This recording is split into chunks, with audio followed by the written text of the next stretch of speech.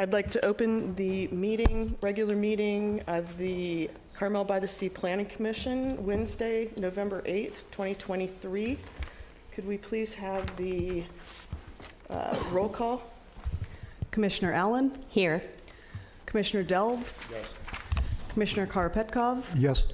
Commissioner Locke? Yes. And Michael LePage is absent. All right. So at this time, we have public appearances. Members of the public are entitled to speak on matters of municipal concern not on the agenda during the public appearances. Each person's comments shall be limited to 3 minutes or as otherwise established by the chair. Matters not appearing on the agenda will not receive action at this meeting and may be referred to staff. Persons are not required to provide their names, and it's helpful for speakers to state their names so that they can be identified in the minutes of the meeting. Do we have any public appearances this evening? On items that are not on the agenda? It's on the agenda. Then, yeah, please wait until we get to the item, and then we'll cover that. All right. Is there anyone online that has any? Thank you. Moving on, are there any announcements at this time? No? Okay, seeing none.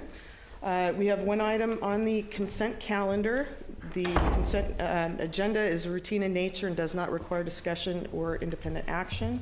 The item on the consent agenda is the monthly activity report for October 2023. Does anyone have any comments? Does anyone in the public have any comments on our consent item? Move to approve the consent agenda. Second? Second. Thank you. Can we get a roll call, please? Commissioner Allen? Yes. Commissioner Delves? Yes. Commissioner Karapetkov? Yes. Commissioner Locke? Yes. All right, consent calendar is approved. Moving on to our public hearings, the first item is DS 23-208 Hunter. It is a consideration of a concept design study for the construction of a new 1,600 square foot, 2-story single-family residence with a 200 square foot detached garage in the front setback on a vacant lot located at Casanova Street, 2 northwest of 13th Avenue in the single-family residential R1 district. This item has, staff has requested, or the applicant has requested to continue this item.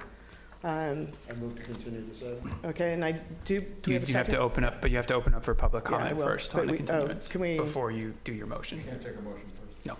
No. Okay, is there anyone from the public that would like to speak on this item? Okay, no one online? All right, now, I'll take your, I move to continue. I'm sorry, I wasn't in the meeting. Which item is it? this is a request, Hunter, which is requested to be continued. Okay, no. I'll second that. Thank you, we have a motion and a second. Roll call, please. Commissioner Allen? Yes. Commissioner Delves? Yes. Commissioner Karapetkov? Yes. Commissioner Locke? Yes. Okay. Moving on, item number 3 is DS 23-221 Mardani. This is a consideration of a concept design study for 1- and 2-story additions totaling 363 square feet to a 1-story, 562 square foot cottage, and construction of a 200 square foot detached garage in the front yard setback located on Ocean Avenue, 4 northeast of Guadalupe Street in the single-family residential R1 district. Staff, would you like to give a presentation? Yes, thank you, and good afternoon. So the project before you is the Mardani project. It is a substantial alteration to an existing cottage. It includes demolition of more than 50% of the exterior walls. However, it's not a full demolition. The existing lot size is 2,500 square feet, so a little bit smaller than what we typically see. The existing cottage is just over 560 square feet, and there's currently no parking structure, so on-site parking is all uncovered. The applicant is proposing to build a 200 square foot detached garage in the front yard setback. Also a 63 square foot one-story addition at the front entry, and a 300 square foot addition on the second floor. The total square footage would be 1,125, which is the maximum allowed for a lot of this size. So first I'm going to give you a little bit of background on the property, and then I'll go into a little bit of background on the project itself. So the cottage was built in 1946. It's one of 5 similar cottages that were all built at the same time. By 1966, the cottages were being used as overnight lodging, advertised as the Buena Vista Cottages. In 1968, the city issued a use permit to legalize the use of these homes as a motel. And sometime in the 1960s is when the semicircular driveway off of Ocean Avenue was constructed. By 1974, all 5 cottages had converted back to single-family dwellings, and that is the current use today. In the 1980s, 2 of the 5 cottages were remodeled and expanded. They both also include 2-story additions. However, the remaining 3 cottages are substantially the same as when they were originally constructed, and the driveway remains the same and in use today as it did in the 1960s. So recently in 2021, 2 of these remaining 3 cottages were sold to new owners. Ms. Mardani, who is the applicant this evening, purchased one of these lots, applied for a preliminary site assessment, and then submitted a design study application for additions to the cottage. The commission did evaluate an alternative design back in April of this year for 1-story additions to the cottage with an attached garage. The commission did accept the concept design with a number of conditions. I'm not sure how much detail you need me to go into regarding those conditions, but following the acceptance of the concept design, the applicant withdrew that application and decided to pursue an alternative design with the second floor addition, and that is what is before you this afternoon. So with respect to forest character, following the preliminary site assessment, the city forester did recommend that 1 upper canopy tree be planted on the property. While there were 8 trees identified, only 2 trees are actually located on the project site proper. The city forester approved the removal of tree number 8, and the applicant has submitted a tree application to prune limbs on tree number 4, and that does require approval by the Forest and Beach Commission.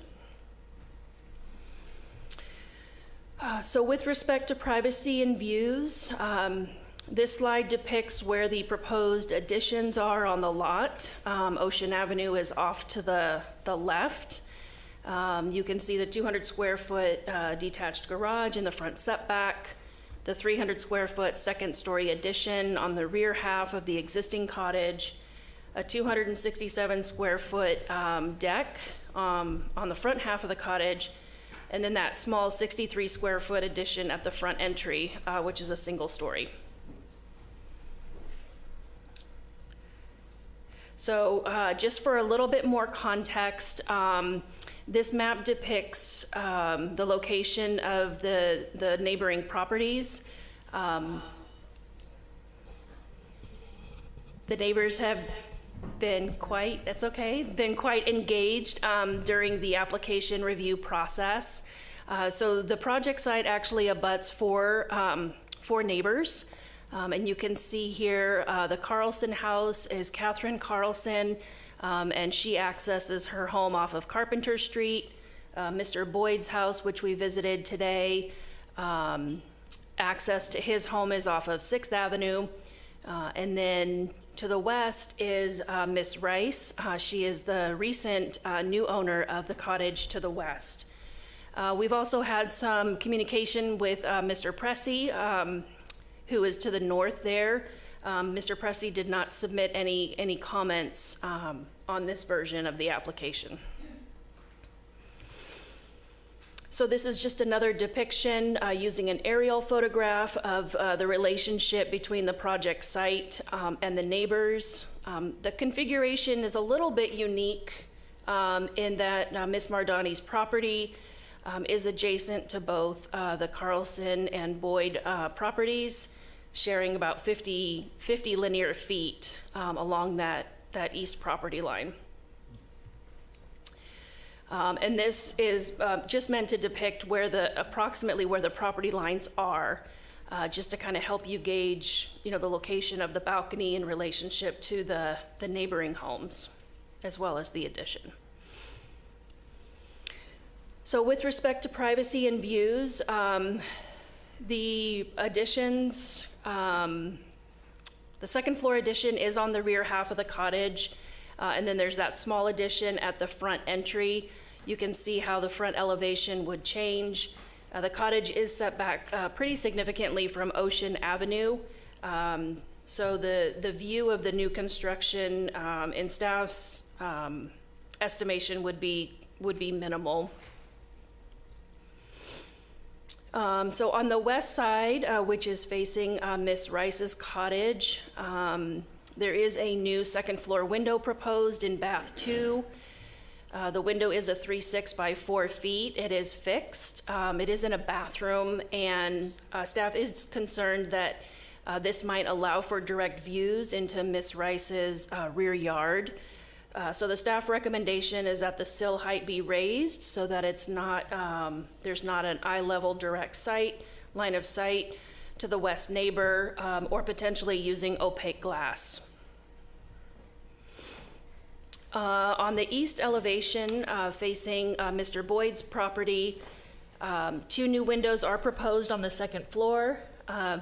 These windows are 2 feet wide by 3 feet 6 inches high, and they are double hung, so operable windows. These are in the proposed bedroom.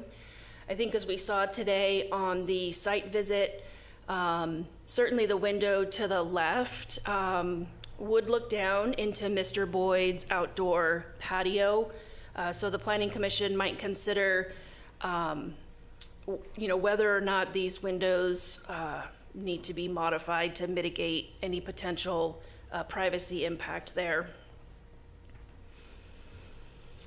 On the rear elevation, again, two new double hung windows. Staff did not identify any potential privacy impacts on the rear elevation. There is a generous, somewhat generous 30-foot rear setback from Mr. Pressey's house. And again, he didn't raise any concerns about these 2 windows. With respect to the balcony is would be located a little bit closer to Ms. Carlson's property, but really does kind of straddle that property line that she shares with Mr. Boyd. So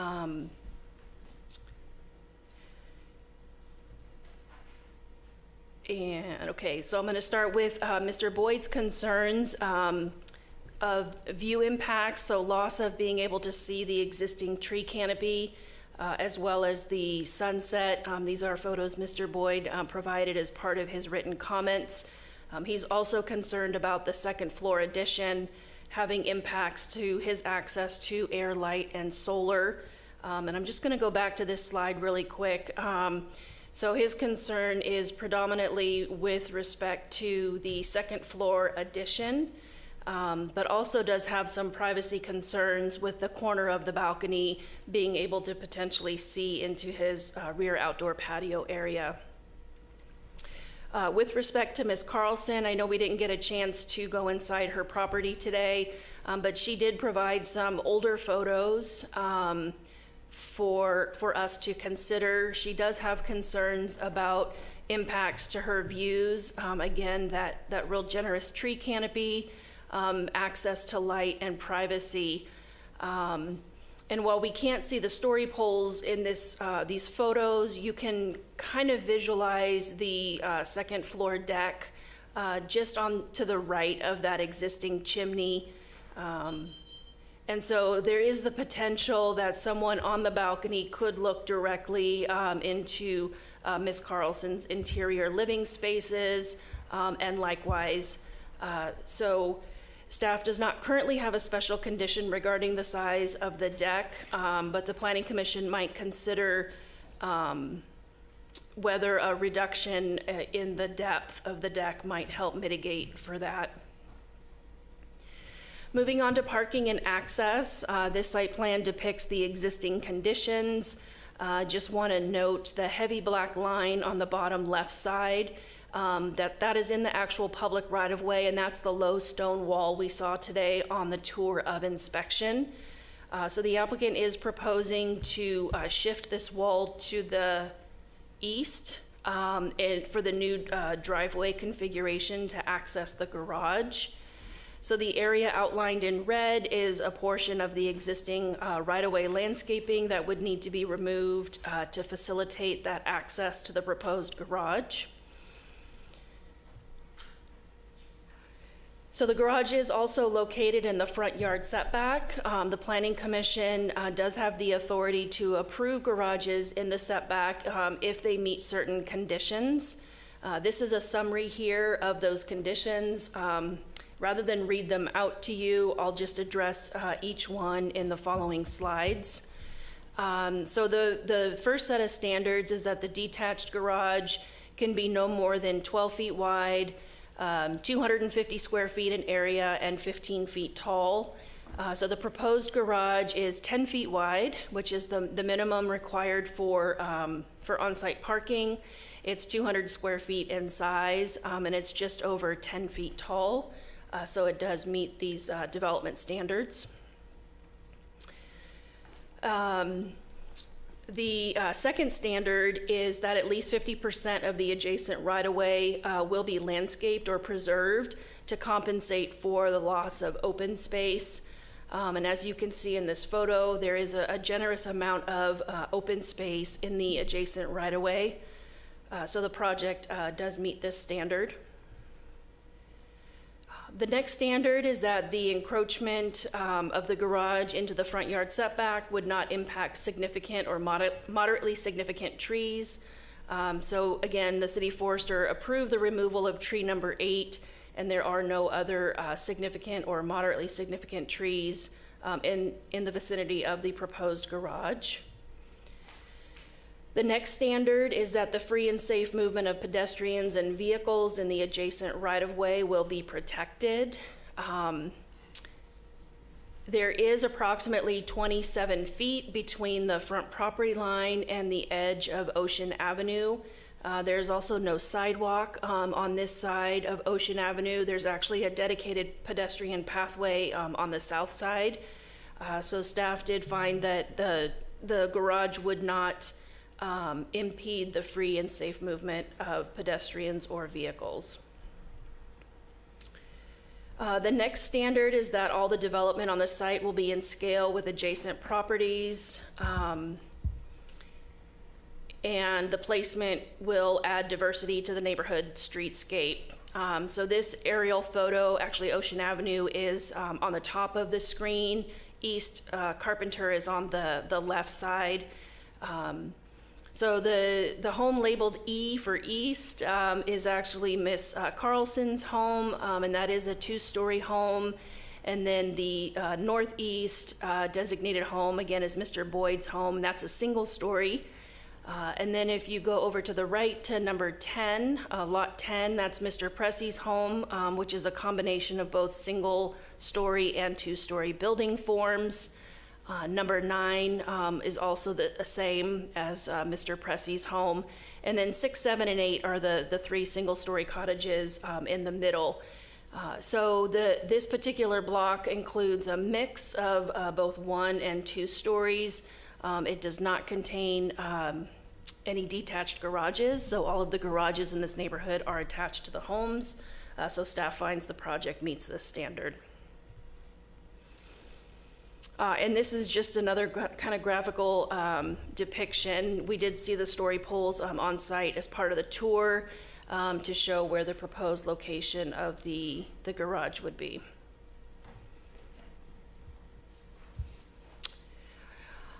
So additionally, with respect to parking and access, so this is a 25-foot wide lot, which is pretty narrow. The garage would have a 3-foot setback on the east side and would be 10 feet wide. So that's about 13 feet, which is almost kind of half of the lot frontage. The applicant is proposing a 4-foot wide gate, which leaves approximately 8 linear feet left for fencing. So the combination of these improvements would alter the existing circulation pattern that exists. On the right-hand side is a survey that was prepared showing the actual location of the current driveway. I added in the green box to show approximately where the garage would be. So there are some concerns about blocking off this particular access. We did discuss this issue back in April when we reviewed the alternative design. Staff does believe from a safety perspective that the existing circulation pattern is safer to have a dedicated entrance and exit for these 3 cottages. However, we do recognize that our authority is limited and we cannot compel a property owner to allow others to traverse their property. So it's kind of a unique and a little bit challenging of a situation. Ms. Mardani would like to improve her property and make it safe for her family. And the proposed improvements would impact that existing circulation pattern. The other 2 cottages, Miss Rice, who's in the middle, she is kind of landlocked in. The only access she has is one of these 2 driveways, and the west driveway would remain available for access to her property. But this is a concern that's been raised by the neighbors, and it is something we've discussed in the past. And I'm sure we'll discuss it a little bit further this evening as well. So quickly, I'm going to go through some of these standards from our residential design guidelines with respect to mass and bulk. The project does meet all of our plate and ridge height requirements. The house is going from a 1-story that's 14 feet tall to a 2-story at 20 feet 9 inches and is below the maximum that is allowed.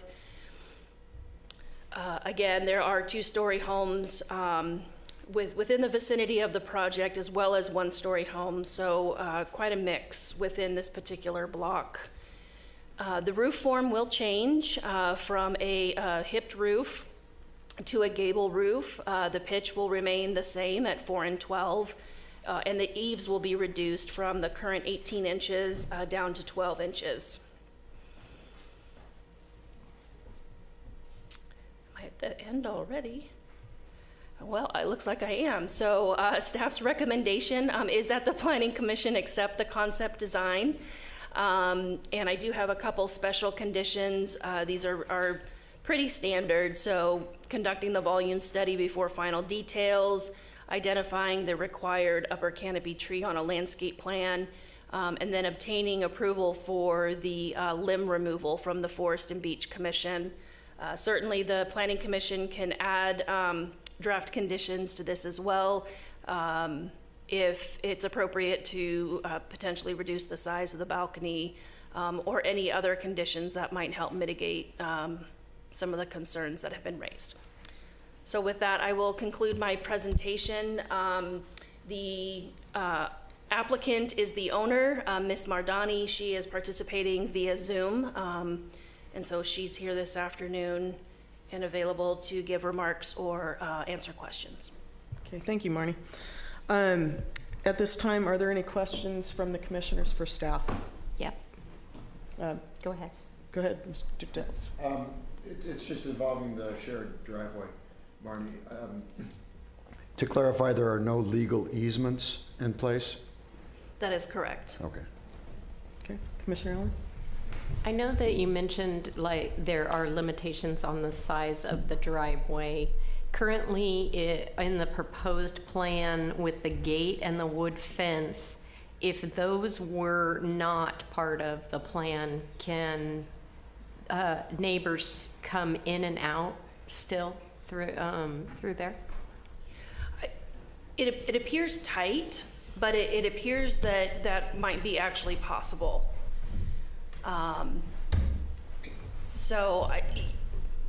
It appears possible, yes. Okay. Any other questions of staff here? No? I have one question for you, Marnie. In relation to the Forest and Beach deferral of any decisions on this, what was the action that they took? So they just essentially said they're not going to make a determination at this time? So they did continue the item Okay. with direction to, work with the planning department and see if there might be some alternative designs that wouldn't require the removal of the limbs. And then once they got through the initial planning commission meeting, to return back to the Forest and Beach for a decision.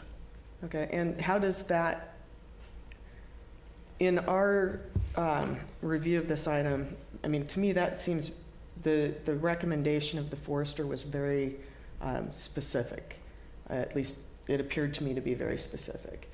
And at what kind of weight do we put on that recommendation? And I know the other commissioners haven't seen the staff report from the other Forest and Beach Commission meeting. But yeah, it was pretty serious, the amount of reduction that they would take out of this tree.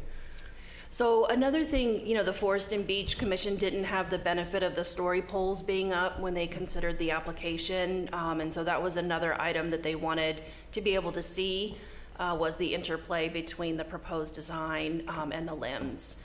And so that could help inform their decision as well. Okay, thank you. At this time, we will allow the applicant, if she would like to make a presentation. 5 minutes, is that normal? It's up to you, Madam Chair. Okay, up to 5 minutes. So before, because the applicant, I believe, is online, before Sebastian opens up the online comments, I just want to make the statement that the Brown Act does require to allow for public comment when you have an online public comment forum or in person. What the Brown Act doesn't require is for comments that are outside of the purview of the jurisdictional body in front of them. So if someone wants to make a comment about the project in front of you, or in general public comment, something that the Planning Commission can take action on, that's okay. But if someone wants to make a comment regarding hate speech or anything like that that has nothing to do with the purview of this body, they are not entitled to their time to speak. And so if that does happen, we will mute someone immediately. They will not have a chance to speak any further in the evening. So I just want to put that out there to make everyone aware that that's our procedure now. So Sebastian, with that, why don't you go ahead and open up for public comment so Ms. Mardani can make her presentation. Hello, everyone, and planning commissioners. My name is Azadeh Mardani. I'm the owner and applicant of this project. I'd like to express my gratitude for accepting my application for review of second story addition. The initial single story plan didn't meet my family's need. No backyard for my kids and dark flat ceiling bedroom at the rear of the property with no windows on the side for protection of Mr. Boyd's privacy. It was very disappointing. And also, it was more costly to build. Both single story and second story plan requires removal of limbs from an oak tree at the rear of the property. And I'd like to bring to your attention the new constructed house in the corner of Carpenter and 6th Avenue has been removed at least 5 or 6 trees for their project. Therefore, I'm desperately asking for your acceptance of my current plan. Please consider, I need a suitable bedroom for my kids. Despite the shape of the lot, 25 by 100 feet, makes it very challenging to come up with a plan to satisfy all my neighbors' concerns. However, we designed it carefully to not exceed the standard height for a second story, choosing small windows for neighbors' privacy, using a spiral staircase to prevent any constructed wall close to northeast neighbor building. Previous single-story plan presented attached garage, and due to 4 feet elevation of the ground to the main floor, resulted 4 feet tall height of the garage ceiling. Therefore, I'm choosing a detached garage. Width is going to be 8 feet high, which also give me an opportunity to add the window on the front face of existing for a natural light. I should say this is a small house and my first floor is very dark. Other positive factors of having a detached garage is to save the stone wall of chimney and that plant box for adding a design element to the plan. Regarding circular driveway, as I said it before, none of these cottages that sharing this driveway have a legal right of an easement. I'd like to make an effort to resolve this issue by offering having 2 feet setback on the garage and the gate and paying for the cost of new driveway, which I'd like to discuss with Mrs. Jennifer Rice in private, since it's going to be involving of her driver and mine. I strongly believe the result of this resolution will give all of us to park in front of our property.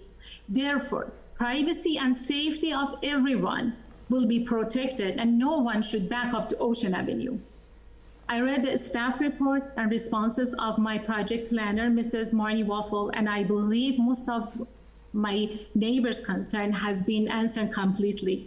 In addition, my architect and I responded to their concerns individually. I'm hoping you had a chance to review our responses. At the end, I like to ask for a reserve of some time for me at the end of the everyone's speeches when it's done, if that is possible. That's going to give me a chance to clarify more details. Thank you so much. Great, thank you, Ms. Mordani. At this time, we will open the public comments. Members of the public, we're going to take comments from those in the room first, and then we'll go to the participants on our Zoom meeting. Please limit your comments to 3 minutes. And are there any comments in this room? And please come forward and state your name if you'd like. And Hi. Thanks for coming to the house today. My mom is right here, Nina Boyd. She's the property owner. I'm her son, and I do a lot of the management of her properties. So we need to kind of backtrack a little bit. We were here on April 12th, and we a rear addition came before you, and we were here in good faith to try to make it work for us and for the property owner. I recommended, a lower roof. This is the rear addition, lower roof line, increase the setback, protect the trees. I mentioned the doors that swing out. I was wanting to work with the property owner. So after I made those comments, the property owner jumped up and said, I'd be happy to go with a second floor addition right after I spoke. And so that's kind of why we're here today. And I didn't mention I made a lot of comments. I submitted 2 letters, and I didn't mention the windows. I mentioned privacy, so obviously that should include the windows that go over our backyard and into our house. The lower windows go into our house. The rear addition didn't have any windows on our side, and I mentioned that. I mentioned in a positive way that we're thankful there are no windows. So we're back to windows, upper, lower, and the deck. I got a picture of your design guidelines, 5.0. It shows exactly what we're going to be dealing with. A person in a deck over a person lounging in their backyard. Okay, this is, we have a backyard that's perfect for entertaining, barbecue, weddings, my mom's got a birthday coming up. That was one of the main attractions, along with the views.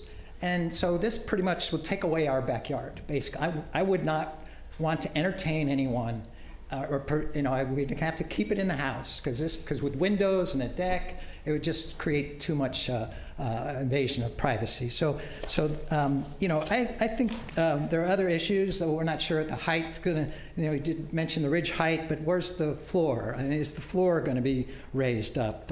What about a metal roof with rain and, you know, and we're just a few feet away. You know, the trees, there's some, you know, you guys saw it. There's a lot of beautiful trees there, and we're going to be, our tree appreciation is going to be taken away. The sunlight, you saw the sun, the way it was coming down, and it pointed right at our house. So that even though it's a little house or room, it's going to pretty much cast a shadow on our house from the early afternoon to sunset. So that's a concern. You know, I think, and then here's this beautiful resolution you guys passed on April 12th. I was so pleased with the work you guys did. Came up with a very thoughtful resolution for the rear addition, and I was very pleased with it. And then the applicant decided that you know, she didn't. I don't know what you decided, but I'm concerned about the views, privacy, the sunlight, the air, the solar. Thank you, Mr. Boyd. Yeah, we need to wrap up, please. And you did see all the pictures. You know, we have a lot of issues. I can't get them all out in 3 minutes. I did submit comments that covered most of them, and there are a couple. If I can make one more point, this can be deferred because the Forest and Beach Commission deferred it to you guys, and I don't think that's fair. Thank you. So you're yes. turning over Sir, you need to wrap it up. Okay, so you're turning over your decision-making body over to them. Thank you. Because they'll make the final decision. I think it can be deferred. I think you can vote no. Mr. Boyd, you do need to take Either your seat, way. please. Okay, I'm Thank you. sorry. I need to. No, I appreciate your comments, but we need to make sure everybody gets the same amount of time to speak. So. All right, thank you. Thank you. Is there anyone else? Please come to the podium. Thank you. Hi, my name is Martha Webster, and I'm a resident of Carmel and a friend of Catherine Carlson's. And I'm wondering if you could go back to those 2 photos that were taken from her house, looking out towards Miss Mardani's house. Marnie, can you? I'm sorry. She wanted to hold on. Could you bring up those 2 photos that Catherine Carlson had submitted from her that upstairs? were taken from her living room?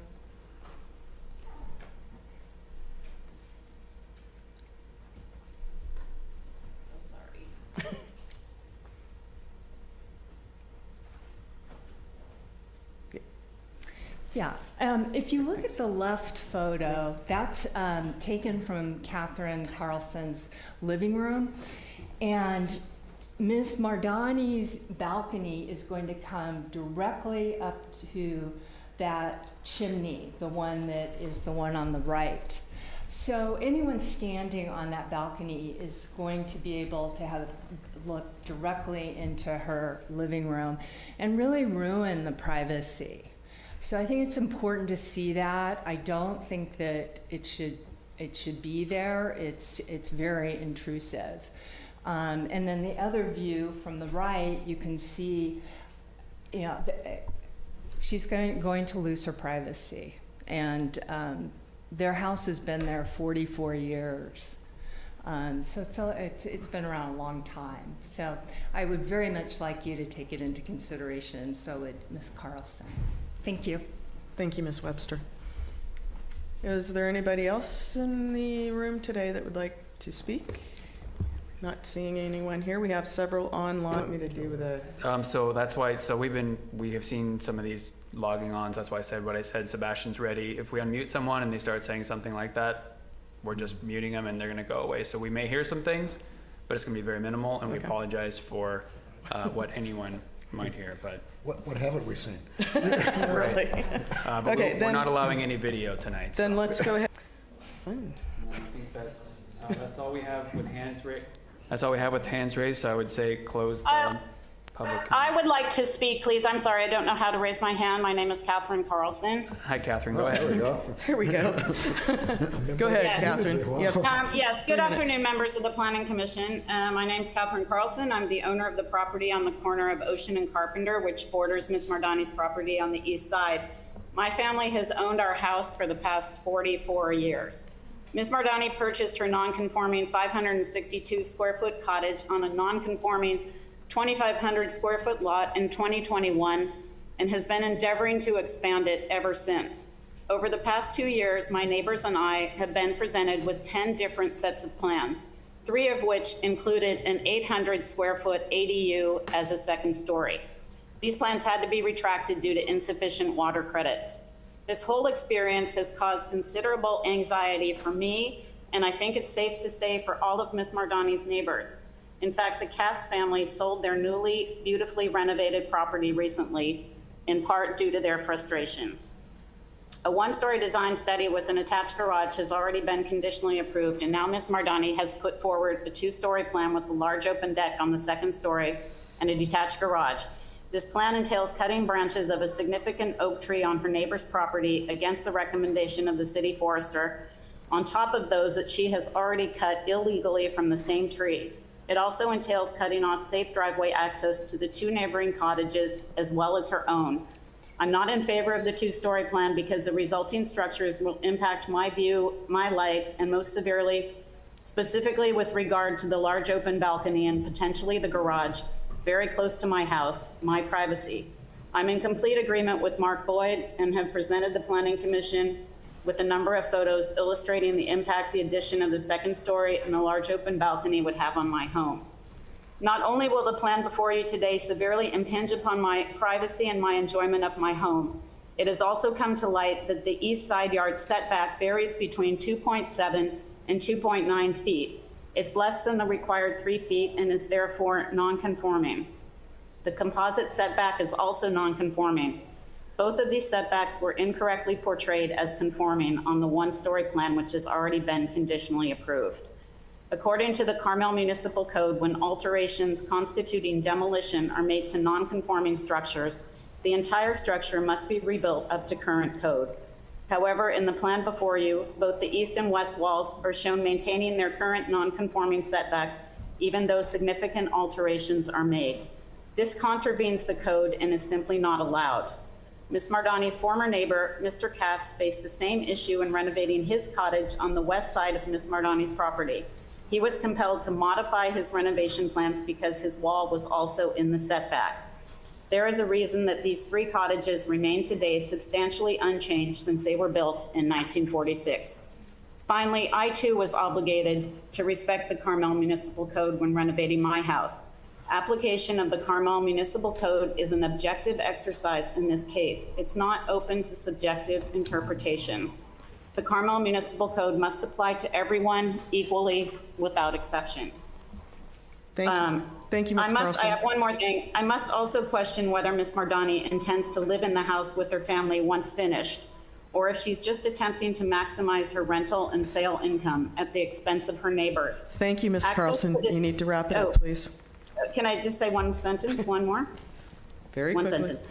Access to the second story solely by means of a circular staircase that can be entered only from outside the house and laundry machines in the small upstairs closet would seem very impractical for a young family. Thank you. Thank you. Thank you for your comments. And seeing no further comments, I'm going to close the public hearing. I think Ms. Mardani might want, Oh, she had reserved let some Ms. time at Mardani the come end, back so- again. Ms. Mardani, would you like another 3 minutes if you need 3 minutes? No, thank you. I'm speechless. Thank you so much. All right, No, thank I'd you. rather to not say anything. Thank you so much. All right, public hearing's closed. Back to our discussion. Can I right? just maybe Sure. respond to a couple of the items? I just want to make a couple clarifications. With regard to the roof material, so we're not quite at final details yet, but I did want to mention that the proposed roof material is a composition shingle. The metal is just proposed as a small accent feature. Mr. Boyd had expressed concern, so I just wanted to clarify that the metal roof is not proposed on the entire home. And then just one other clarification, while the Planning Commission did accept the prior concept design study, that application has been withdrawn. So that is no longer an active project. Thank you. Can I ask a question, Marnie? The staircase is inside the house, right? Correct. Okay. Yeah. Just All right, thank you. At this time, I think we will go to our commissioners. Commissioner Delves, would you like to start? Yeah. Thank you, everyone. We're the Design Review Board in this case, even though we're called the Planning Commission. And a lot of what we do is design review, but a lot of what we do is view review. We do this every month. We look at orange netting and try to assess the impacts on the neighbors of new construction. And it's an entirely subjective exercise. In this case, I think it was very productive to do a site visit. I think this, at least for me, and the design guidelines support us here, is we have to be very careful not to allow an applicant to gain something, a view, more solar access, et cetera, at the expense of the neighbors, at the expense of the pre-existing condition. And I'm always inclined to really understand the pre-existing condition and understand it well and try to protect it. And I think my colleagues in general do the same. And in this case, I think the applicant with the second story proposal is trying to gain quite a bit at significant expense of the neighbors. And I think Ms. Carlson and Mr. Boyd have made their arguments extremely well. Mr. Boyd, I know you felt rushed. You made your points. Just being in the backyard there today, it's clear that is just a towering mass of building 3 feet from your backyard, and it would block significant solar views. And while we were out there towards the end of the day, towards the end of the year, when the sun is in the south, a lot of times that's when it's most acute, that you want the sunshine, and it was casting a shadow all the way up to your dining room. And I was confused as to why we were seeing this again, having been through the single story exercise and spending an hour on that one. And getting to a point where we were finding compromise. And while that was, as Ms. Carlson said, conditionally approved, it was conceptually conditionally approved. It would have still had to go through a final approval, which is another significant step. Why the applicant withdrew that, I don't know. But I was more prepared to keep going on that one. So I'm a no. If my colleagues are a yes, I will come back and talk about some things like moving the deck and some other things, but let's see where my colleagues are. Okay, thank you. Commissioner Karapetkoff, would you like to make some comments? Yes, I wasn't involved in this discussion in the previous meeting. Obviously, I was not around in February, so I can only talk about the information I got today. So I listened to the presentation from Ms. Mardani, and I understand that her goal is to get more space for the family and to bring light to the first floor because it's dark. I think the proposal that they put on the table adds space, and you can look at the plans. They try to squeeze as much utility out of this space as possible, even having the washer and dry in the closet in the second floor.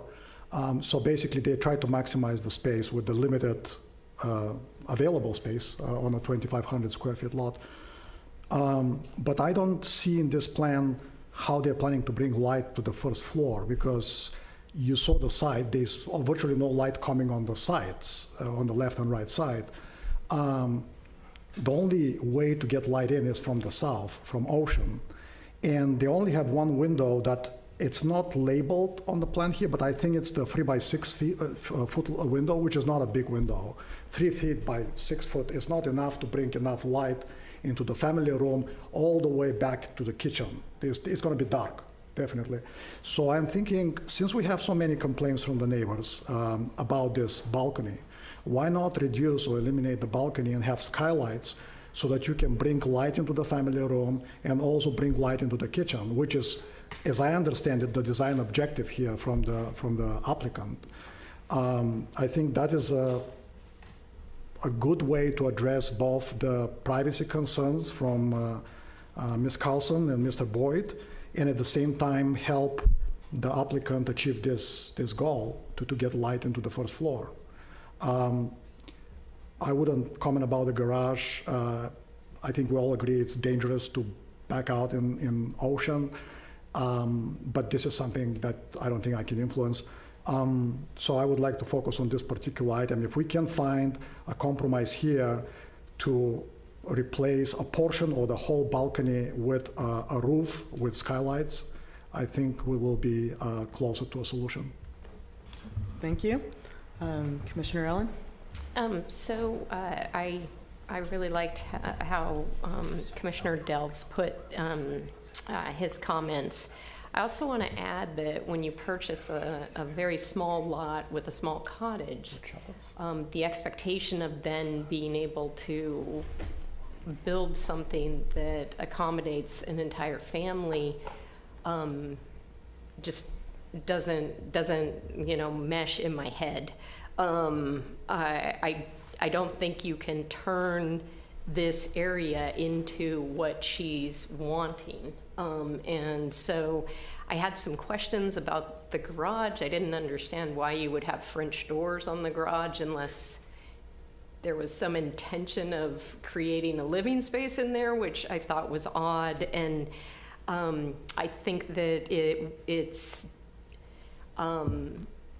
just one step further when you add the gate that definitely takes away the potential of having access for the neighbors.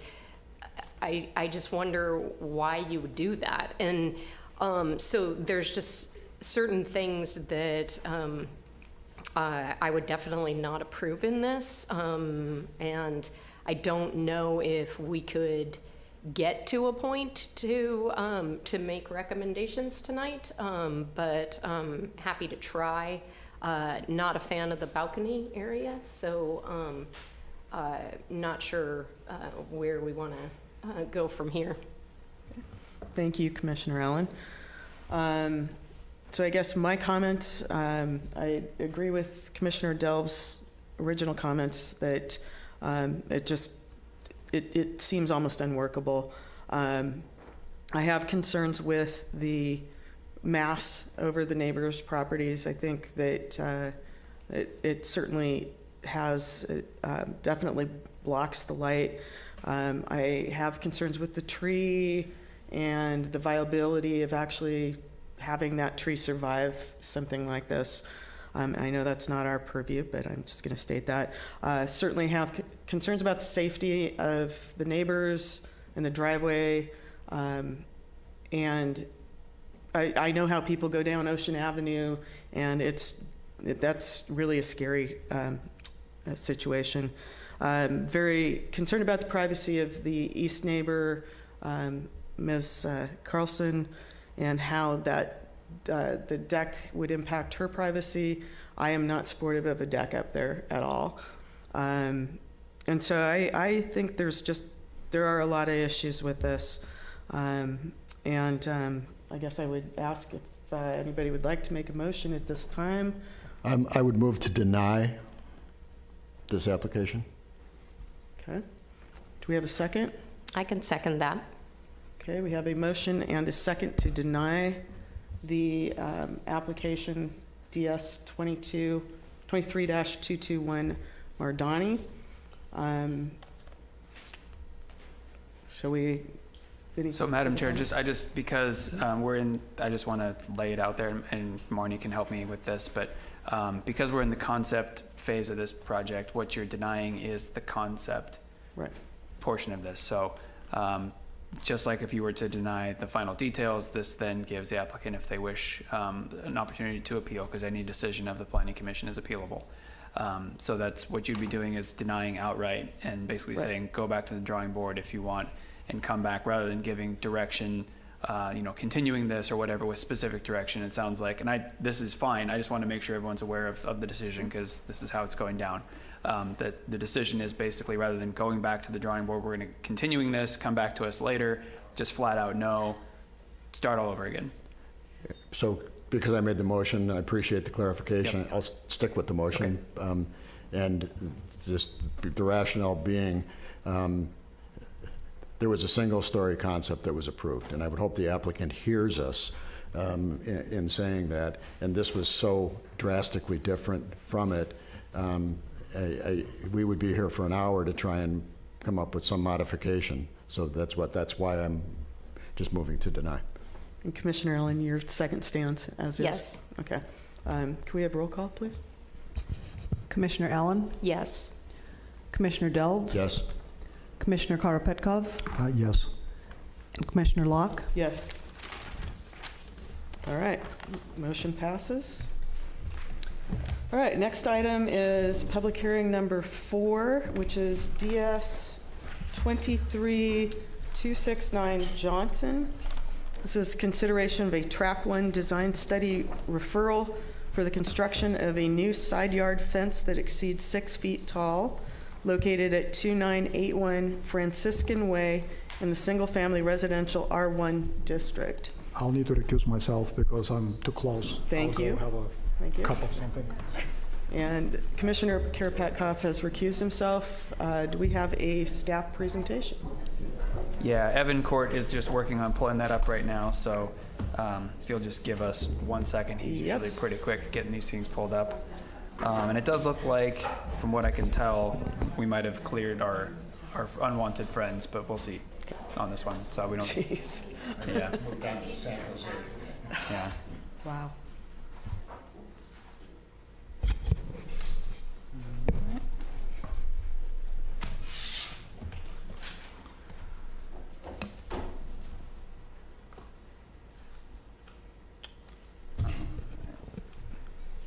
So the subject project is for a new fence that exceeds 6 feet tall. The fence is proposed to be located on a interior side yard. Sorry, my cursor disappeared. Between 2 neighboring homes. As part of the project, the pittosporum is proposed to be removed. The proposed fence is supposed to be 8 feet tall. Constructed of board and bat fencing with 2 foot of lattice for a total fence height of 10 feet. So typically fences and walls meeting the standards prescribed in the table below may be approved through a Track 1 design review, which is a staff level approval. However, approval of taller fences and walls require approval from the Planning Commission. So as previously stated, this is a 8 foot tall solid fence with 2 feet of trellis or lattice on top for a total height of 10 feet. So that is why this project is before you. So the zoning code authorizes the commission to allow for taller fences. However, the code does not establish a maximum fence height. Additionally, the residential design guidelines do not explicitly describe requirements for interior or rear yard fences, but they do provide guidance for fences and walls along street front. Fences and walls along street frontages. However, this term is ambiguous and undefined. But the residential design guidelines do describe standards for fences and walls visible from the street, which was the basis for the analysis within the staff report. And I won't go into the details there, but that analysis was detailed within the staff report. We have had one prior request that staff is aware of for a similar exception where privacy was also the basis for the request. It was a 2020 project that was associated with a larger Track 2 project. This is just a standalone fence request. That fence was not visible from the street. The applicant on that project proposed 2 fences, one along the rear property line and then one on an interior fence that was also set back from the street. Neither of the 2 fences were approved to exceed 6 feet tall.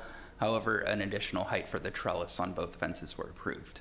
So we had a solid grape stake fence that was approved with extra lattice with some vines or plant material on top.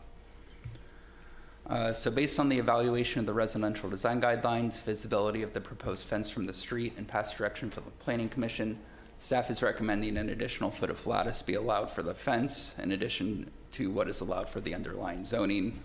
So that is a solid 6-foot fence with 2 feet of additional lattice. So that's for a total of 8 feet in height, with the requirement that vegetation such as vines or other plant material are also incorporated into the fence or lattice. And then we also have some alternatives. So the commission could find that the fence as proposed, so that would be the 8-foot tall fence with the additional 2 feet of lattice, is consistent with the design guidelines and can approve the fence as proposed.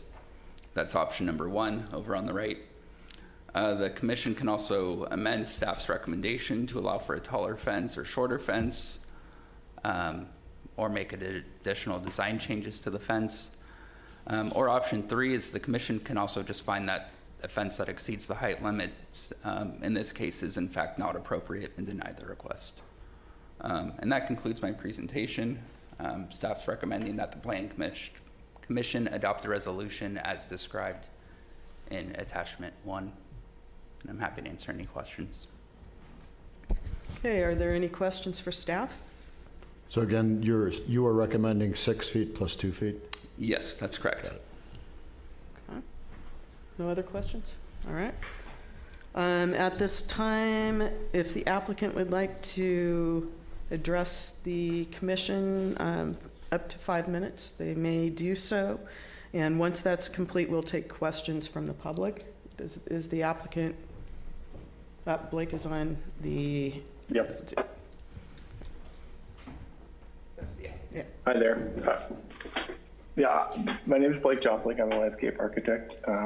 I represent the client on this project. And the sole or the primary reason for the fence request at the height requested is that the hedge, the pittosporum hedge that exists and serves as a visual barrier between 2 houses that tend to be, the floor plates are on the higher portion of the property, and as the property slopes toward the street, the floor plates and the windows, 2 significant on either side of the driveway, the neighbor's house and my client's house, the windows look directly into each other.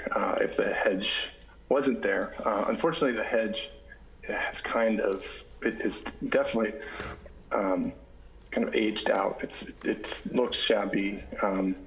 My client is unhappy with it. It hosts wildlife, and rats specifically, and the neighboring property has submitted a letter that is in agreement with the request, because they both kind of share the issue of maybe seeing a little too much of each other's life. So the fence height is pretty important in this case. So that is precisely why I think, we didn't want to ask for a 10-foot solid fence, just thinking that was a little much. But we feel confident that with the 8-foot fence and the 2-foot of additional trellis, that we can indeed provide the screening that is necessary while being able to get rid of these aged out hedges. Okay. That's it. Thank you. Thank you for your comments. At this time, are there any members of the public in the chambers who would like to speak to this item? Seeing none, are there any other comments on the Zoom meeting? No one on Zoom. Thank you. Thank you. All right, I will go ahead and close the public hearing at this time and bring it back for discussion. Yes, thank you, Ms. Allen. So it was interesting because as I was doing my homework on Sunday for this, I was thinking to myself, oh, wow, this seems super high, and why would we do that, right? And so that's why it's so important to do the tour. So I actually went out and looked, and it's interesting. This whole area has very tall separations between every single house. And so it's, you know, I don't feel like it's an extraordinary request. I'm willing to go to a height that, you know, we find reasonable, that will satisfy, you know, our guidelines, and then also ensure that they continue to have the privacy that they've enjoyed for years, so. Thank you. Commissioner Delves? I agree. I'm supportive of 8 feet plus 2. I think staff did a great job in analyzing this, and what's in the guidelines. I think this is an exception. It's a unique exception, but I'm supportive of it. So you're supportive of the 6? I'm supportive of 8 plus 2. 8 plus 2. Okay. My comment on this was just a question, which I definitely understand at the house that need for the extra height.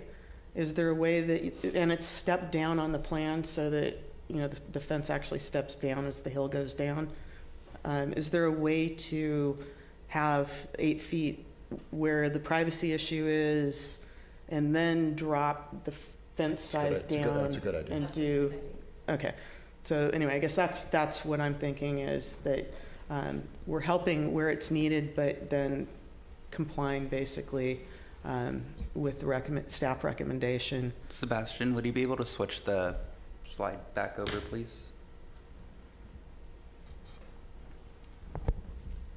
So as the lot slopes, you might be able, you know, I don't know what exact point that is, but you know, somewhere in here, instead of continuing to step up, you might just be able to continue the fence height.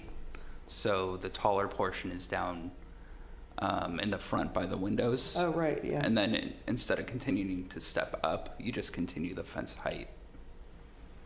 I guess the question really Go ahead. is, where you drew that red line, is that as far as the fence would come? Or does it come all the way? So the fence is only located within, or it starts at the front setback. So the planning commission cannot authorize taller fences within the front It setback. goes all the way. So where, So that's about that's the approximate starting point. oh. So it's, And then it goes all the way to the back, to the garage, which I think is in the next. so its starting point is almost where it matters. Oh, okay. Yeah. Yeah. So there would not be, so the front area of the pittosporum that's shown in this photo to the south, on the south side of the property, that would become an open area, is that correct? Or relandscape. My understanding is re-landscape. that was proposed to be removed as well. Perhaps we can confirm with the applicant. Yeah, I think for consistency's sake, I mean, the intent is really that hedge would go away in its entirety.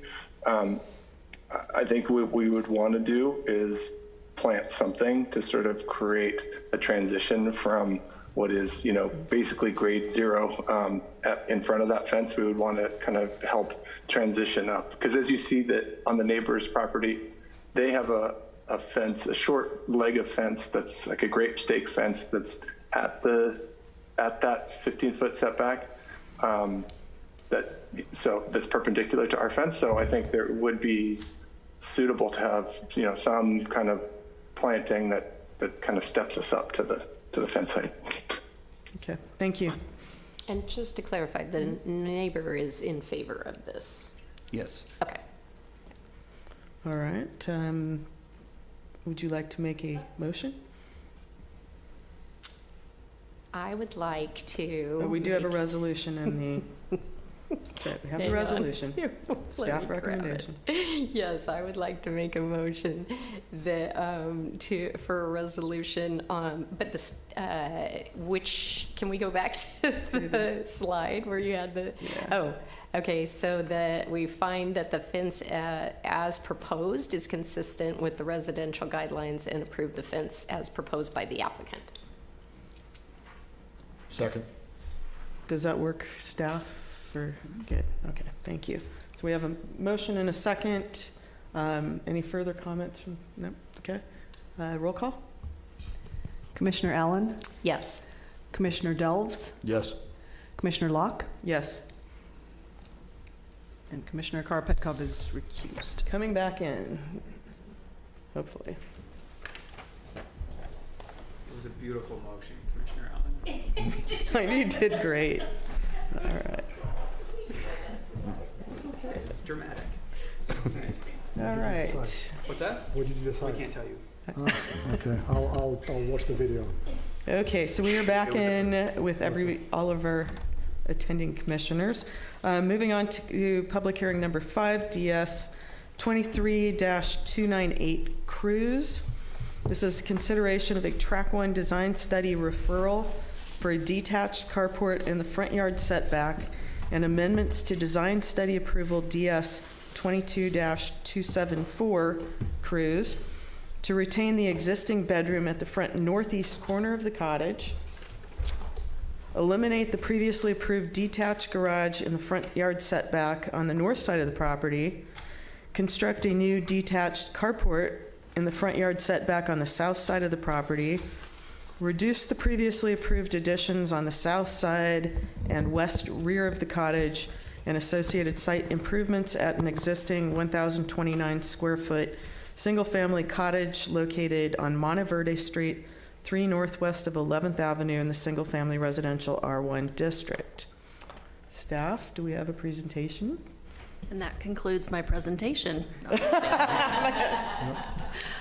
Thank you. So my apologies for the lengthy title on this one. So the existing residence is just over 1,000 square feet. This is a standard 4,000 square foot lot. The home does have an existing non-conforming one-story plate height, as well as non-conforming parking. However, this was all rectified with the approval of the Track 2 design study that was approved in April of this year. And that included additions as well as the construction of a new detached garage. As part of that approval, the Planning Commission did add a special condition requiring the garage be set back 4 feet from the front property line. And this is the approved site plan for that design study with the detached garage in the front yard. So the applicant has reevaluated the project and instead would like to eliminate the detached garage, preserve the front bedroom, which is going to be remodeled into a new kitchen and dining area, and provide the required parking with a detached carport on the other side of the front yard. To compensate for these changes, the applicant would also be reducing the size of the rear addition. It's a very negligible amount just to stay within the allowed square footage. The addition is still substantially in the footprint that the Planning Commission previously approved. So this site plan here, the red X's kind of show the areas where the approved square footage will no longer be constructed. The blue areas reflect the new carport as well as the reduced footprint of the rear addition. And this is a floor plan layout of what the modifications would look like. So you can see that front bedroom becomes a kitchen and dining area, and the addition to the rear remains as bedrooms. So again, these are the standards for detached garages or carports in the front setback. The proposed carport is 10 feet wide, 200 square feet in area, 11 feet 2 inches high. So it does comply with the required development standards. The front yard setback is proposed to be 2 feet, and the side yard setback would be 4 feet. No changes are proposed to the adjacent right-of-way, and no significant or moderately significant trees are located in the vicinity, so there would be no harm to any existing trees. The carport would not impede vehicular or pedestrian traffic along Monteverde. This is simply shifting the parking from the north side of the lot to the south side. There is approximately 13 feet between the face of the carport and the edge of the roadway.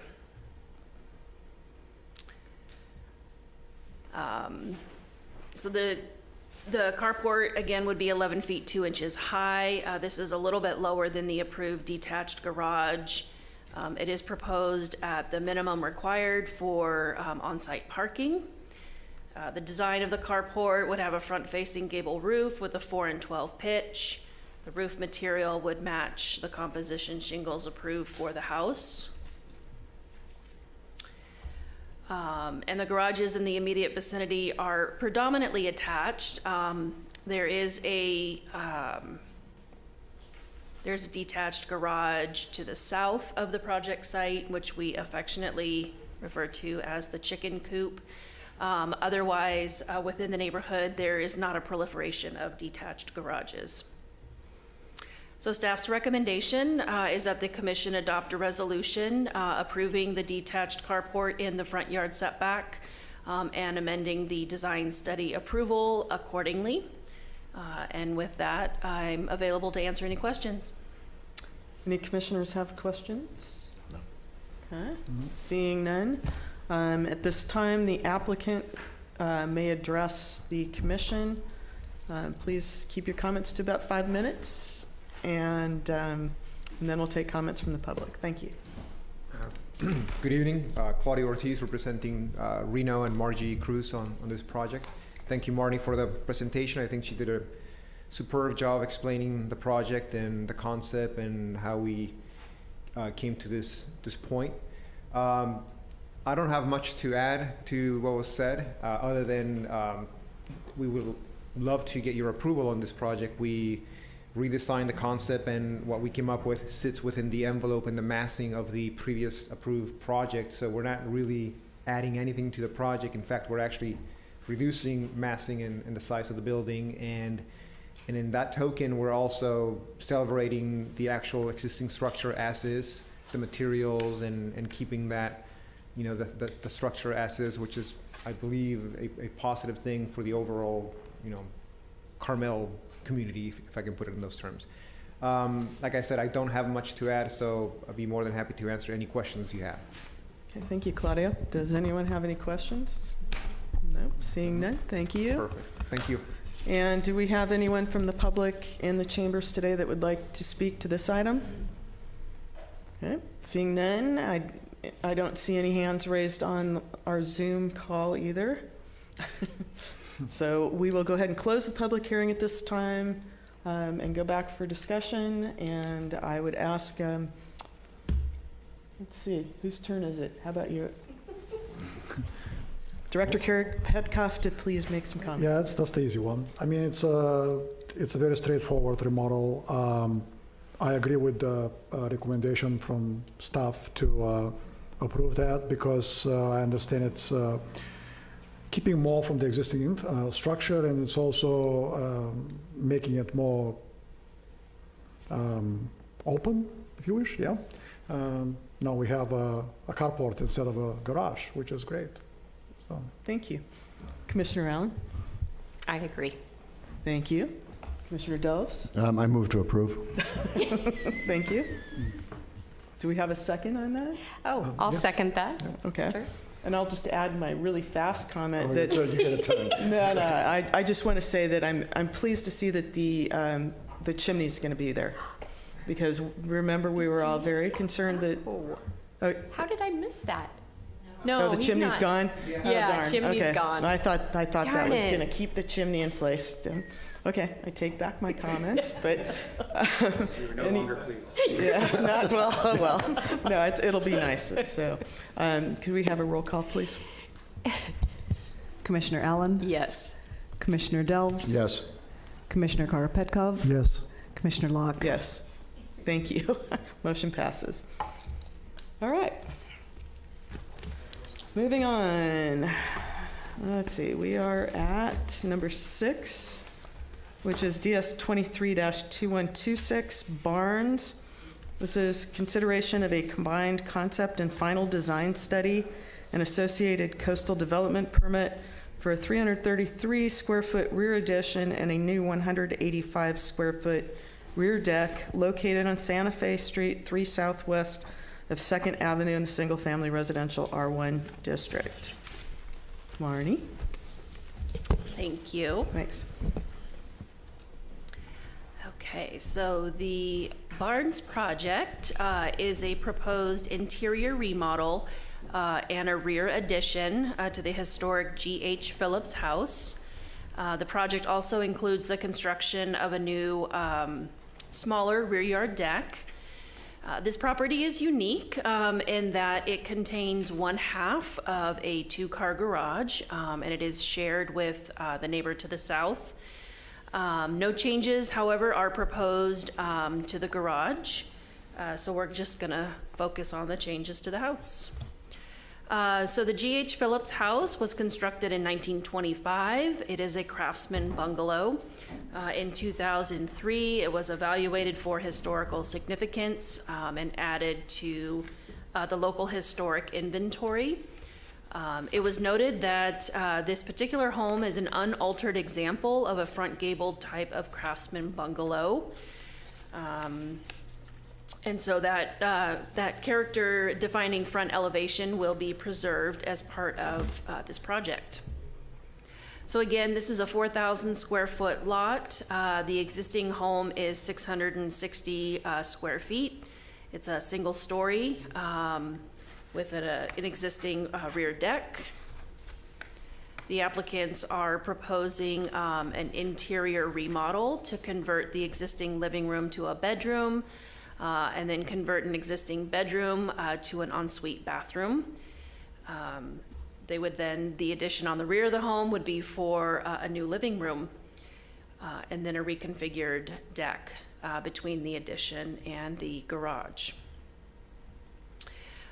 So this just shows a comparison of the existing and proposed roof plans. The existing gable roof is pitched at, I can't read that.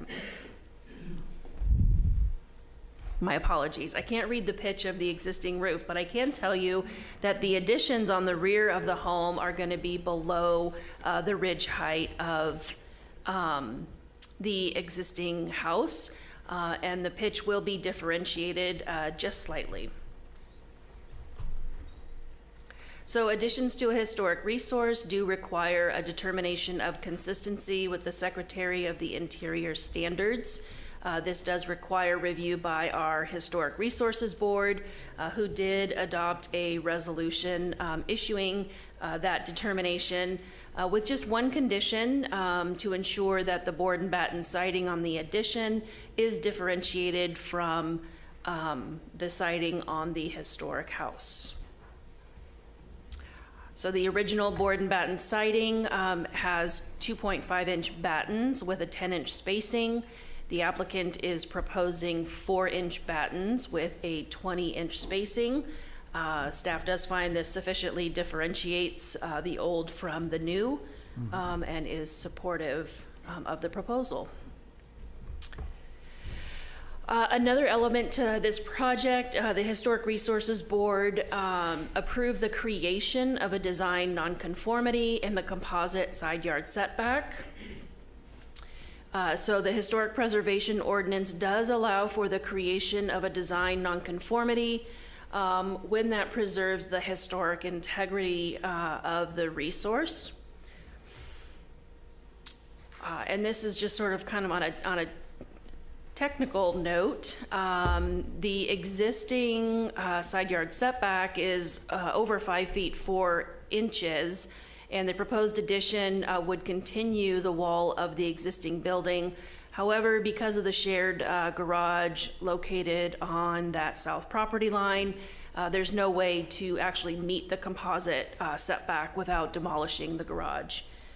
Because the garage was identified as part of the historic fabric, and the applicant was not proposing any changes, the board did see fit to waive that composite setback requirement. noting that the addition is completely screened from view behind the historic resource.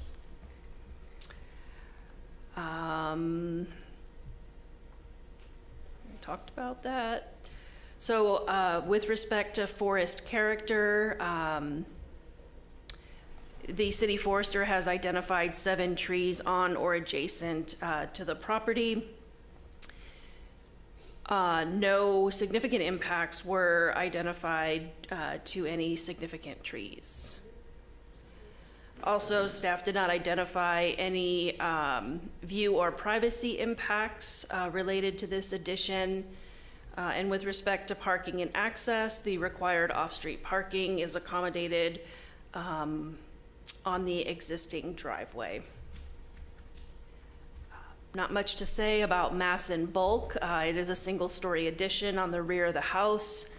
It is subordinate to the main structure and will not be seen from the public way. This shows what the additional square footage looks like on the rear of the house.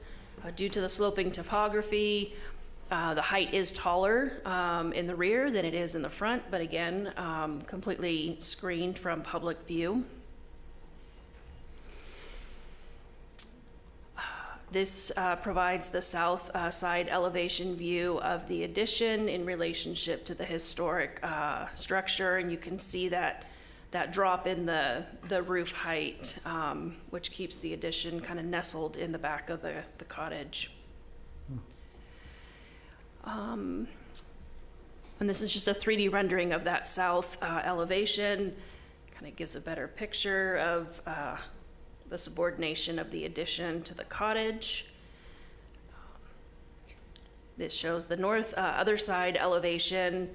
Again, you can see that the roof line is lower, and there's the 3D depiction of the addition.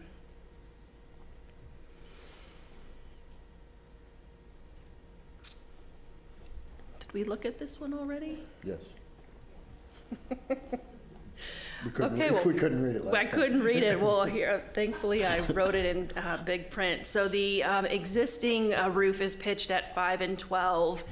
The proposed gables are intentionally pitched at 7 and 12 to, again, further differentiate the addition from the historic cottage.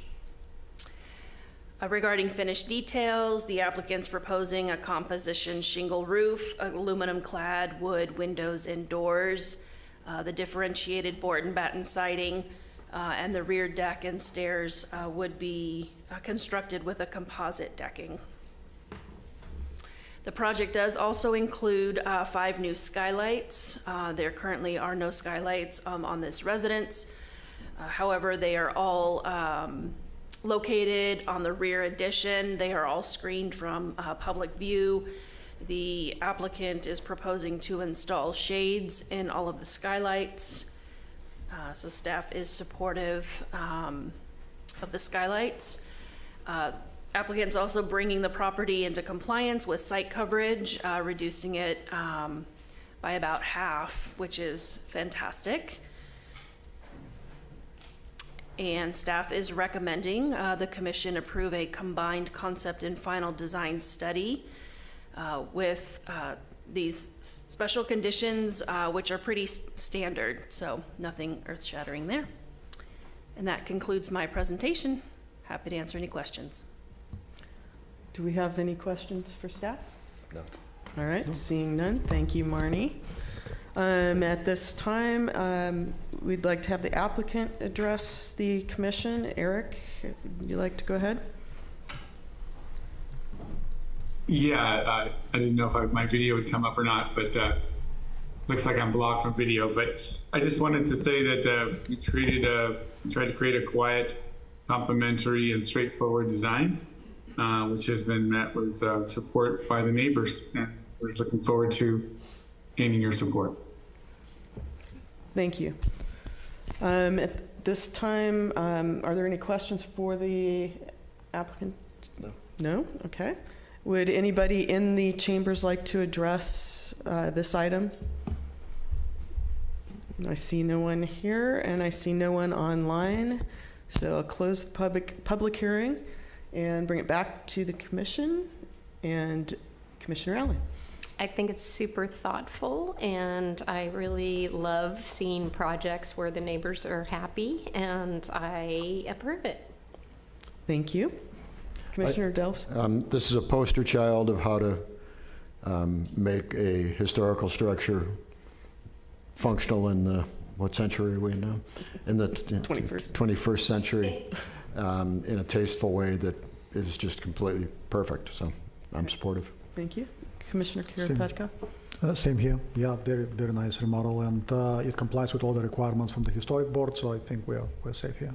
Okay. I have nothing further to add to that. Would someone like to make a motion on this item?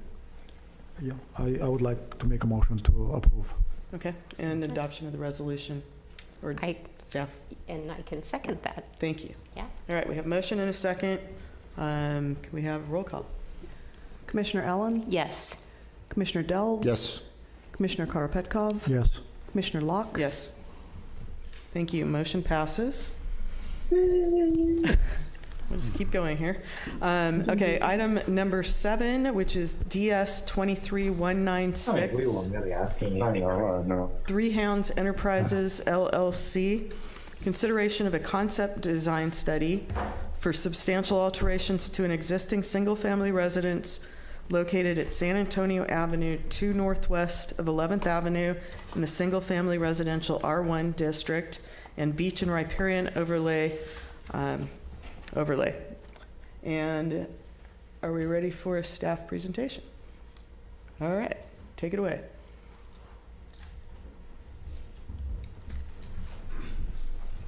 So the subject site is 7,600 square feet, currently developed with a 3,836 square foot residence. The site is non-conforming as only a 3,100 square foot residence is allowed. A slight reduction in square footage is proposed as a result of the removal of some bay windows, but generally the mass of the residence and square footage is proposed to remain. The project components include a substantial alteration that's primarily as a result of a change in architectural style and appearance in the building, the addition of some new decks, and change in roof form and alteration. The site coverage is proposed to be brought into compliance and will be reduced down to 936 square feet, and also new landscaping is proposed throughout. So we did have a site assessment, preliminary site assessment performed from a previous owner of the property who was working on a project, but that project never continued. But as part of that site assessment, the forester identified 5 trees on site, 2 trees in the right-of-way and 3 trees on the site. There was a bit of a conflict with the proposed landscape plan, which identified 11 existing trees on site. It is unclear if those additional trees are shrubs, bushes, or ornamental trees. However, we do have a condition of approval for the concept, or following the concept hearing, for the applicant to continue to work with staff and the city forester to determine the appropriate number, species, and location of trees to be planted on site, and to revise the landscape plan prior to final details hearing accordingly. So in respect to privacy and views, concept design study finding number 5 states that the project is consistent with the city's objectives for public and private views and will retain a reasonable amount of solar access for neighboring sites. Yes? Can you speak up just a little, please? Sure. Through the placement, location, and size of windows, doors, and balconies, the design respects the rights to reasonable privacy on adjoining sites. So starting with public views, buildings shall be located and designed to preserve significant coastal views from the public right-of-way. So as proposed, the modifications to the building do not impact any significant public views. So in respect to private views shall not substantially eliminate an existing significant view enjoyed by another parcel, or enjoyed on another parcel. So as assessed by the story polls, private views are not impacted. And at the time of writing the staff report, staff had only been contacted by one neighbor citing private view issues.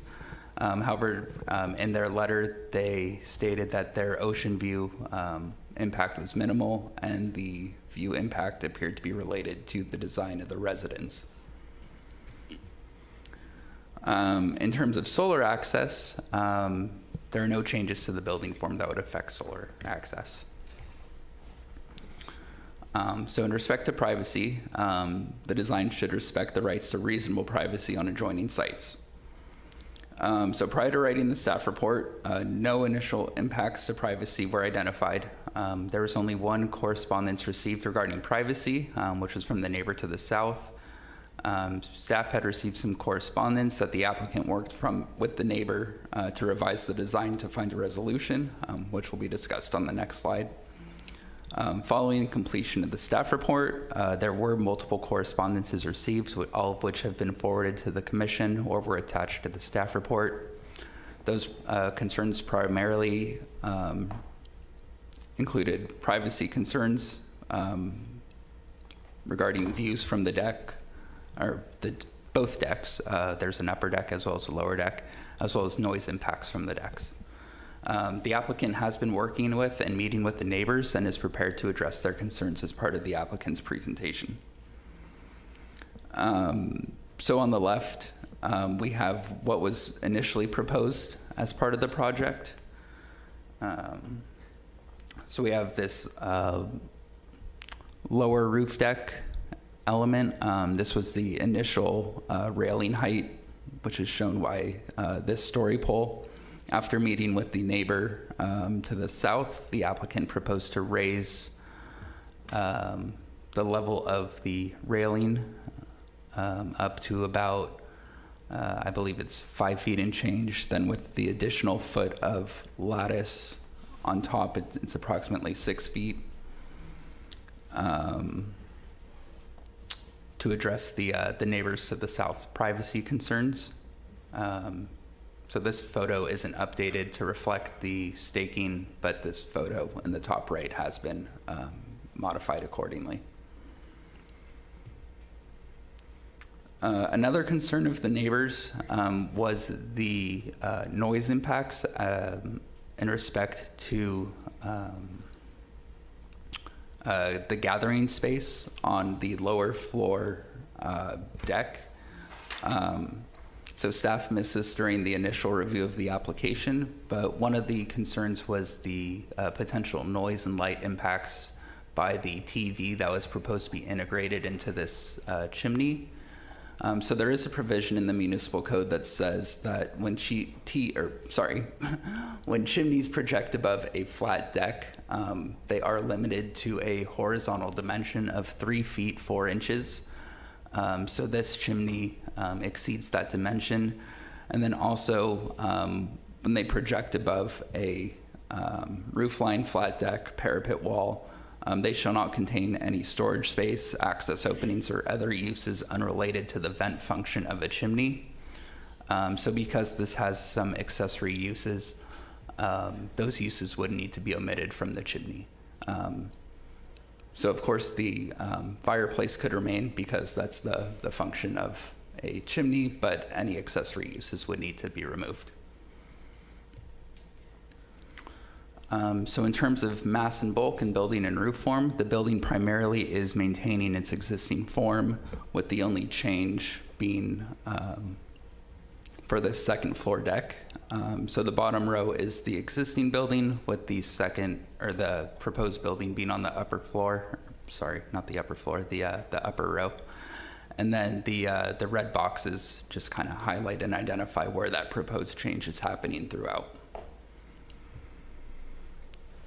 And then these are just some photos of the proposed flagging areas to identify where it is as an alternative to the elevation drawings. So in respect to the finished details, staff is requesting the commission provide feedback on the proposed color scheme. On the tour today, the applicant did show the commission an alternative color scheme. So it does appear that the applicant is wishing to revise the color scheme than what was prepared in the plans. So please consider both color schemes that you reviewed, the one in the plan, as well as what the applicant presented on site today. The commission also has provided feedback that in the past, projects consisting of more than 2 materials appear to be overly busy and lack cohesion. So staff is seeking the commission's feedback regarding the proposed finished materials for the project. And then staff was also requesting feedback if the story poles needed to be completed. However, as we saw on the tour today, the applicant had finished installing the story poles.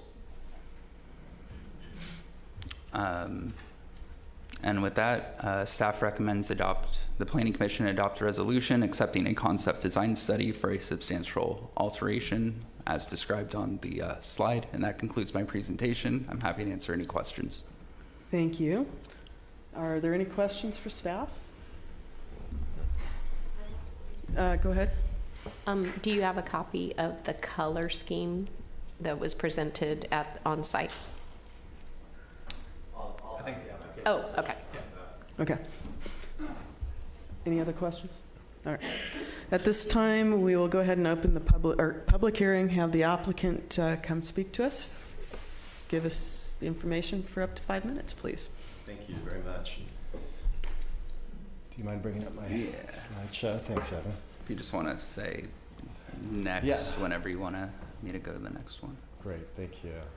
So, good evening, commissioners, and thanks, Evan, for the thorough staff report presentation and the ongoing partnership on all of our projects. Really appreciate it. My name's Harlan Bradley. I own Masterwork Builders, and it's my privilege to share the Bostonakis project with you. The Bostonakases, Nick and Lacey, purchased this home several months ago, and that's when I met them. They've been incredible clients, and their consideration for me and my team and their neighbors has been extraordinary. This is their first Carmel home, and after we remodel it, it will be the achievement of their lifelong dream to be here in Carmel. If you could go to the next slide, please. So, of course, the problem is that this home on San Antonio, it's dated, it's boring, and it doesn't fully realize the potential of the view given its location. So when I met them, I suggested adding a second floor deck and restyling the exterior. If you could go to the next slide, thanks. So this is the Rose Cottage. This was one of my projects that drew the Bostonakases to me. I just recently completed this at Scenic and 8th, and it's one of the main inspirations for a lot of the detailing that we're proposing for the Bostonakis project. Traditional elements, layers of brick, horizontal siding, crown molding, paneling, and the slate roof. So I know that it's a little bit difficult on our plans for this to read through, and there's been some mention of a cluttered design or meeting design guidelines, bright colors, but I think this image gives you an idea of what it looks like when it's all pulled together. And please go to the next slide. So this is a really simple rendering of the home. I'm sorry I hadn't presented this prior to the staff report, but we're working towards a lot of compromise with the neighbors. We've been engaged in a lot of dialogue with the neighbors. This particular rendering is to simulate the view from the Moon's residence.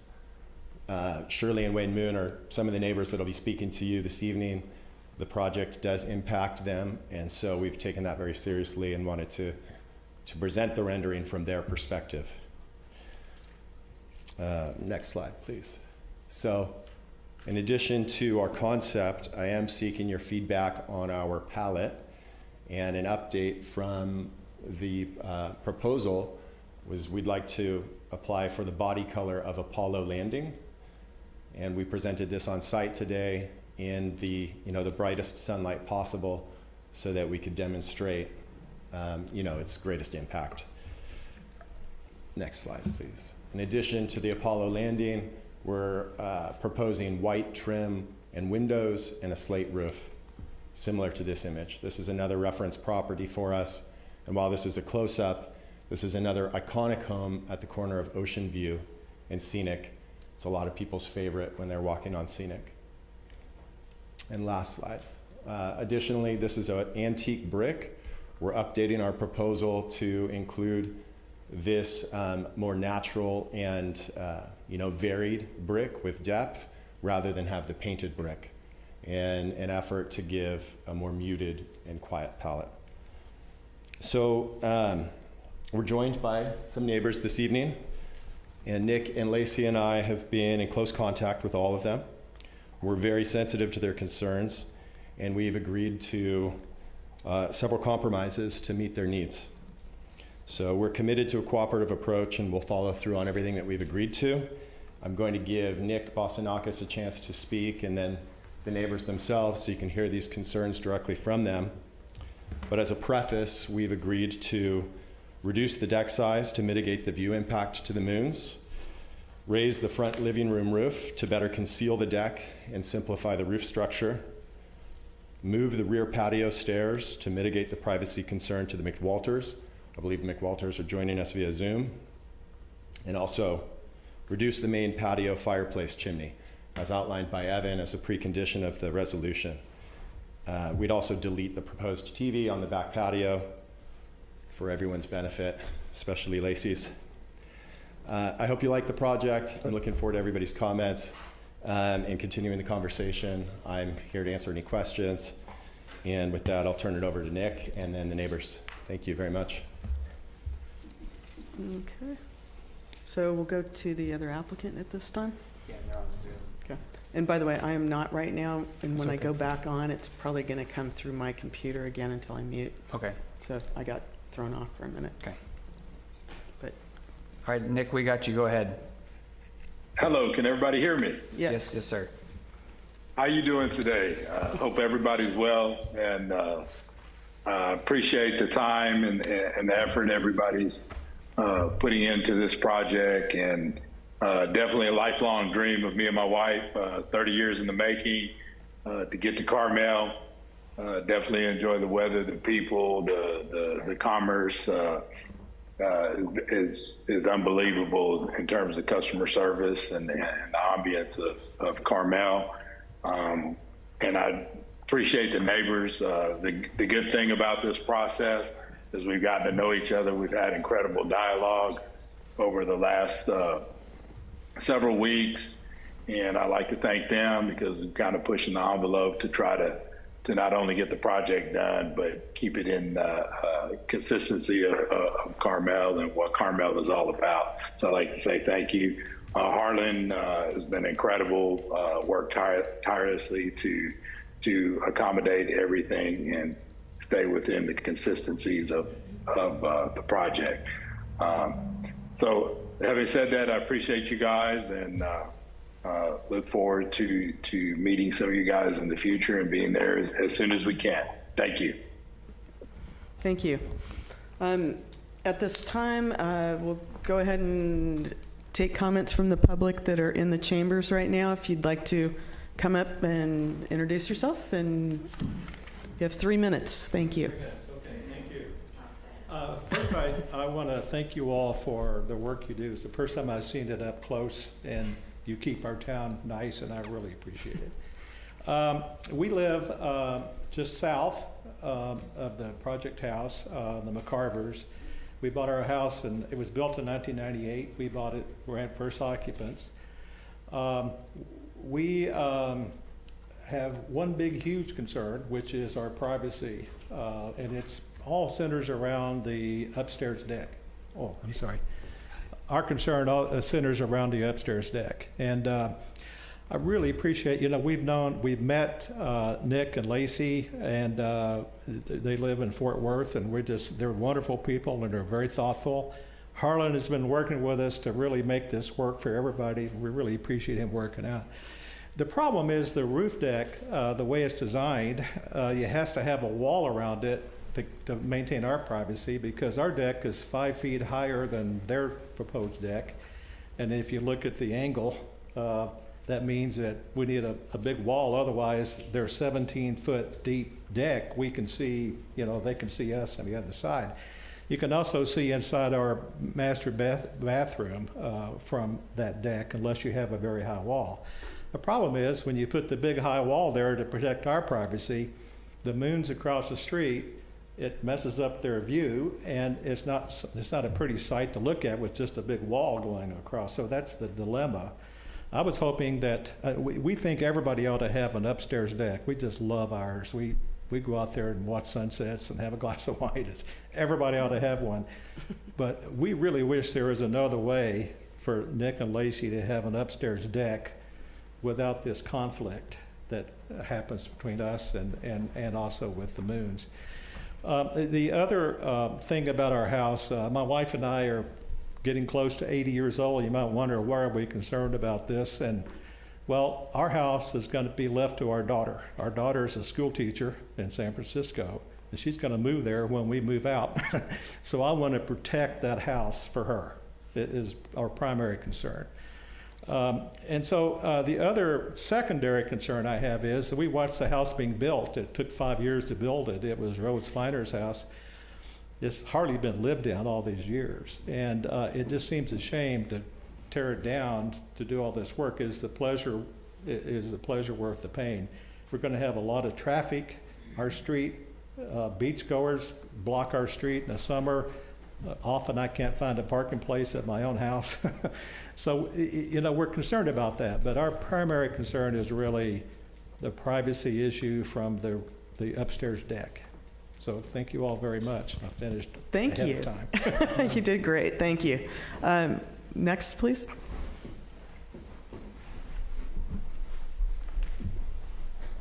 Hi, my name is Shirley Moon, and my husband and I live across the street to the east of this project. And I'm not going to go through everything that I submitted in writing to you. I hope you've all read that. But just kind of summarizing it, when we bought our home, there were utility lines all across the view from our upper deck. And we contributed to having those undergrounded to enhance that view, never thinking that it was going to enhance the view of a rooftop deck with excessively high walls of 3 different levels and 3 different materials. The chaos that can create is going to be pretty intrusive to that view that we try to enhance by undergrounding. As you know from your visit today, we have 2 levels of concern, and the lower level, just as of 2 days ago, is quite impacted by the chimney on the deck below. And if it could be moved to the north, not too many feet, it would not take away a whitewater view down that corridor. So that was a concern. As Mike was saying, the issue of privacy is really sort of complicating all of our lives. The excessively high wall is really annoying to look at, particularly if the color scheme is such that it's in a real direct contrast to the dark slate roof. Then your eye is going to go to that. And Harlan has some additional ideas that might mitigate that whole thing. But I think it's just an oddity to see the deck on the roof and with that kind of a treatment. So there should be more reasonable solutions for reasonable privacy than what we're looking at now. I'm hoping that you can guide all of us to a more elegant solution. Thank you. Thank you. Are there any other people that would like to address the commission on this item? And I am looking online. I don't see anyone online either. And Harlan, would you like to come back up and say a few more things? I would. I'd like to respond, but I do see Yeah, Michael McWalters is I'm on, sorry. and I think Neil Cruz perhaps. Okay, I didn't wants to see the little speak. hands until just now. So. That's okay. That's okay. Neil, you're clapping, but does that mean you want to speak? I just put my hand up. Okay, you put two hands up and clapped them. Got it. Yeah. I want to really compliment the architect and the owners on working with the neighbors and making the effort to have that conversation. I always really appreciate that on the part of people doing designs in Carmel. As a member of the Carmel Preservation Association, the one thing that we're always concerned about is the existing old world architecture of Carmel and maintaining that feeling in the village throughout. So to hear the expression that the house looks a little outdated, I might make the point that that's what we want to hear about Carmel architecture, is that it looks outdated. But in looking at the elements of the home itself, for example, the bay window on the front of the house, one of the bay windows is disappearing. We're going to a flat wall. On the far right, we have a garage with a curved top to it. Now it is going to be squared off and made square. And then we have what I think is probably the most significant element, the breaking up of of small pane glass windows, although they're not very quality pane glass windows, I noticed. But the breaking up the small pane glass windows and going to the larger window panes. So it feels to me like we're actually moving towards the modern style architecture and away from the traditional architecture. And this is my hope, is that we can begin to take our semi-modern homes and move them back towards the traditional look. So just wanted to share that observation from the standpoint of the CPA, that we're hoping to get back towards a more traditional look, and the elements that are being changed and removed tend to move this house forward to a more modern looking home. That's all I'll say for now. Thank you. Thank you. And was there another? McWalters. Okay, yes. Michael McWalters, go ahead. Yes, good evening, Planning Commission. How are you? Good. Can you hear me? Yes. Yeah, okay. Good. On page 5 of the project schedule, there's a topographical view of the project, the proposal, and along the western side is a stairway, and it's like a foot or two inside our fence, and it's right behind the magnolia tree. And when you stand on that stairwell, you have a bird's eye view into our backyard and into our second bedroom and into the bathroom. So I would like to ask the Bostonakases to please consider moving that stairway south, on the south end, instead of on that western edge, because it's invasive of our privacy. That's number one. Number two is the kitchen. The backyard kitchen is also too close to our backyard, too close to our bedroom and bathroom and patio. We'd like that to be moved also. And if those two items can be taken care of, we would be supportive of the project. Thank you. Thank you. All right, seeing no other hands raised, I'll go ahead and, I'm sorry, Harlan, go ahead and come back up. We'll let the applicant respond to these questions, and then I'll close the public hearing. Really appreciate that. Thank you. I have a second slideshow. Is it this guy? Is this?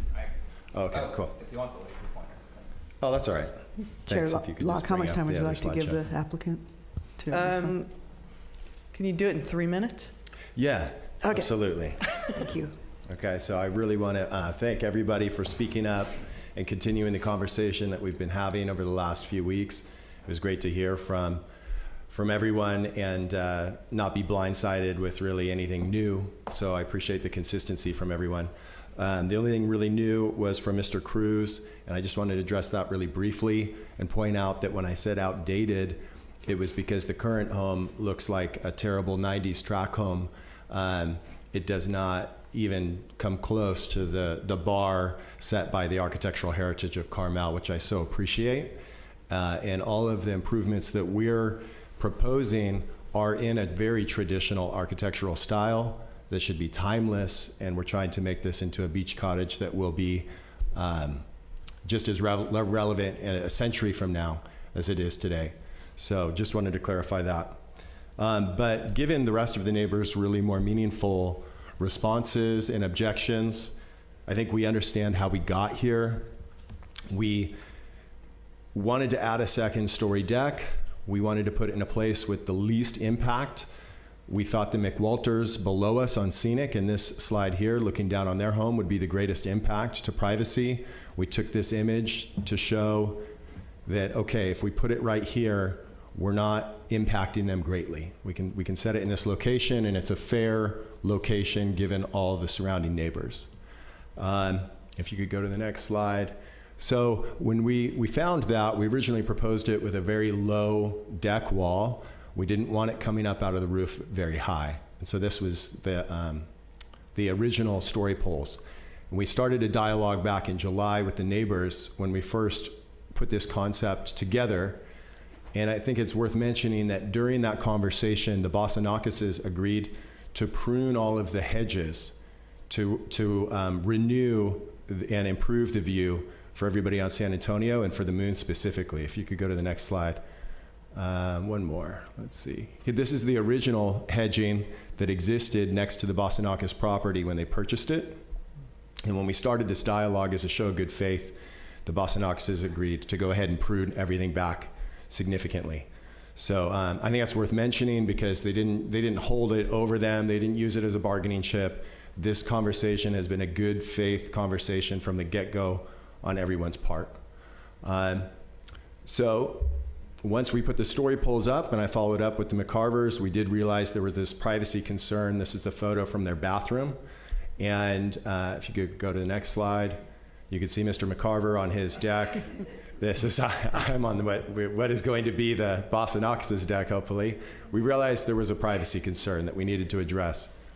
So if you could go to the next slide, we decided to raise up the wall. And if you, actually, yeah, you had it on the right one. Go forward one right there. And if you don't mind, can you zoom in on that? We raised the wall, and when we did that, we realized we were impeding on the moon's view. So just to the left of the chimney, we were impeding into their view of the whitewater. So through conversations with them, we agreed to reduce the size of the deck. If you go to the next slide, you'll see the new story poles where we have moved the wall north. There you go. So now the west side of that privacy wall is nearly concealed entirely by the chimney. And we thought that was a great solution. So I realize I still have a couple of minutes here. We're going to let you go for just another minute or two. Okay. We have some other potential solutions to the things that have been raised. And here in this slide, this is a consistent height at 5'9". This was intended to be a potential compromise between the privacy concern and the view concern, aesthetic impact. And then the next slide is, that's okay. This is a mock-up of raising the roof of the front room so that it more conceals the deck. This was Shirley's idea. Love this idea. And so we actually went ahead and drafted this up this morning. If you go to that elevation on the next slide, you'll see that if we do raise the roof of that front room, we can better conceal the deck wall behind it. In addition to these, if you go to the next slide, to address Mr. McWalter's concern, I wanted to point out that in the top there, you can see a new elevation of the west side of the home where those stairs were moved. So I think I heard you say you'd like to move to the south side. I don't have approval for that currently, but I can certainly talk to Nick and Lacey. I don't think they would object, but we had previously talked about moving them just to the left on the north side right there. So we're anxious to solve everybody's concerns and move this forward as peacefully and agreeably as possible. So thanks very much, everyone. Thank you. I have a question for you, Sure. too. When we were at the site today, you had the paint samples. I did. Do you have those with you? They're in my trunk. I could grab them and show them to you. Okay. Yeah. That'd be good. yeah. Because Commissioner Allen didn't get to see them. Okay, so yeah, would you please get those for us, because that will be something we're going to discuss. Sure. Does anybody have any questions? Go ahead. The raising the roof, Yes. you're already non-conforming, perhaps. I think part of this is that you're rebuilding the house within the existing envelope to be able to maintain the Correct. square footage, and that this would seem to violate that and would require a variance of some sort, or is it even a lot? I don't think it increases floor area, but what about volume? It's a right volume question. We haven't evaluated it. Okay. Yeah. We could look at it if you would like to entertain this option, but we haven't been presented with any plans or proposal other than Okay. we're learning about it for the first time as well. I got it. Yep. In my prior applications, the volume restriction only applied to additional floor area. My understanding is that existing floor area does not have the same volume restriction, but I have never tried to manipulate the volume of an existing nonconformity. I believe that, both Evan and I believe that to be true as well. We're not looking at it right now, but I believe that's what the code says, is when you're adding floor area. Okay, I have one other question for you. When we were at the site today, we were talking about the chimney on the lower patio. Yeah. And my understanding is that you and your clients would not object to basically getting rid of the chimney portion of it because it is a gas burning fire. Is that correct? Correct. Okay, great. And that would help the view. Let's see, who was complaining? The Moons, yes, thank you. So that would help them as well. Absolutely. Wonderful, okay. All right, thank you very much. And yeah, if you Thanks. could get those samples, that'd be great. And we can, perhaps just out of a courtesy, we can hang tight, just give him a chance to go outside and get Oh, that. So we're sure. not continuing while he's not in the room. Yeah, I'm right oh, there. we can Sorry, do I didn't that, break sure. your head. We'll time you, ready, go.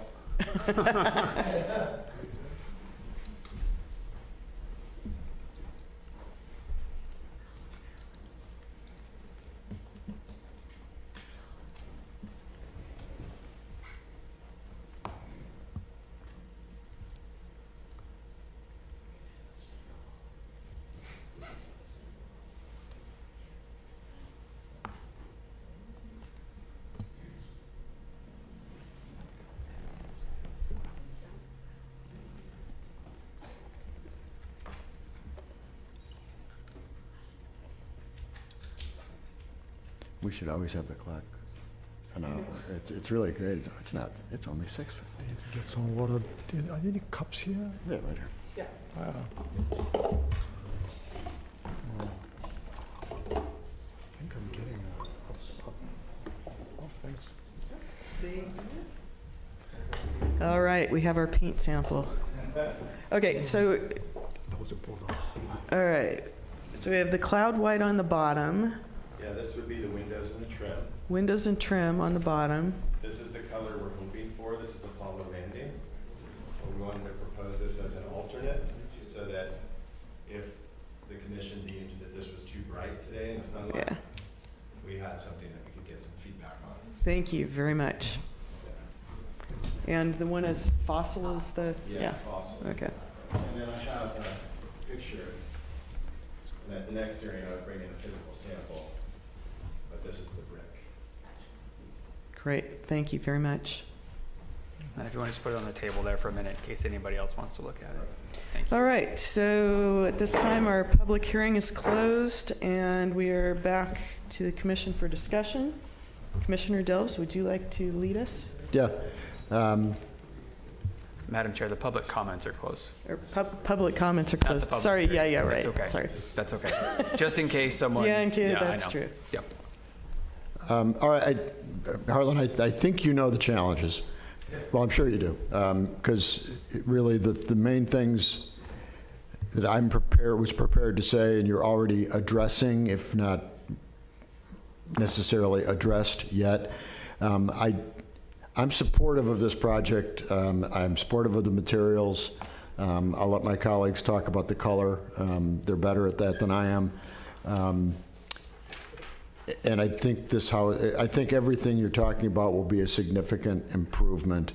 And you've demonstrated that on other projects. So, so far so good. I think you're just over-decked. And I understand why. It's a lovely spot. But it's the only problems you have with the neighbors are being caused by too much deck. On the upper deck, I think the answer is have a smaller deck. I don't think raising the roof so you can maintain a big deck is really gonna prove out. And you may pursue it, that's fine. But I would like to see if, just by not coming as far south with the deck, if you can address both the privacy concerns and the view concerns, because they're both real. And having stood in these people's homes, they're real. And I think they do need to be addressed.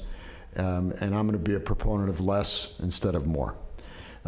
Same with the main floor deck. It's just a big deck.